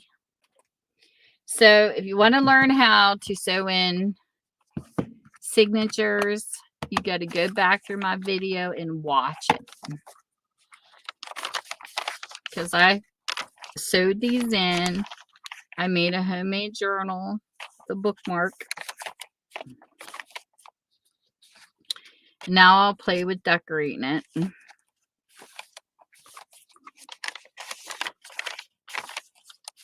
And this is my foot frill.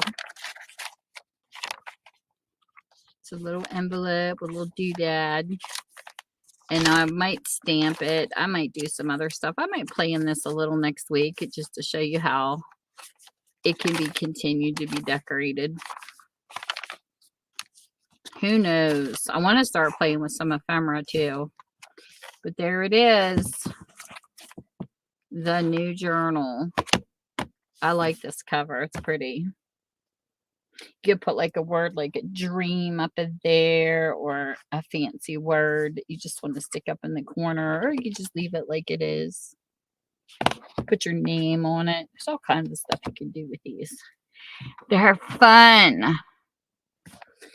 But anyways, hubby's home. I'm going to go spend time with him and drive him crazy for a little bit before he goes to bed. Plus, we're in the middle of watching Fear the Walking Dead because it came out with new seasons. And I love The Walking Dead. So, yay. And then I can't wait for Carol's and I don't know what theirs is going to be called yet, but there's going to be another spinoff. But The Walking Dead's not finished yet. I'm thinking it's got 2 more parts left, or maybe 1 part. No, 2 parts left of the last season. And I hear one's supposed to be out before August. Not sure. So I'm waiting on that. They better have a spectacular ending to that show, or I'm going to be one upset viewer. But Fear the Walking Dead is Morgan, and I really like his character. So him, and it's just great. I actually really love Fear the Walking Dead. It's a good show. So I'm going to go up and finish watching it because we're almost done with the last season of it too. Well, the season for now, I mean, till they come out with a new one. But you have a good one. And thank you, everybody, for coming in. Thanks for the conversation because I always enjoy input from what people have to say. I always enjoy it. I don't have to agree with everything, but I still enjoy it. And with that, you all have a great night, and I'll see you soon. Bye. And thanks so much, Cynthia. Cynthia's been awesome. She's been getting you all networked for me. She's a godsend. So you have a great one too, Cynthia. And I will see you all on the next live, hopefully. Dill, you're so goofy. Hug yourself. You bad boy.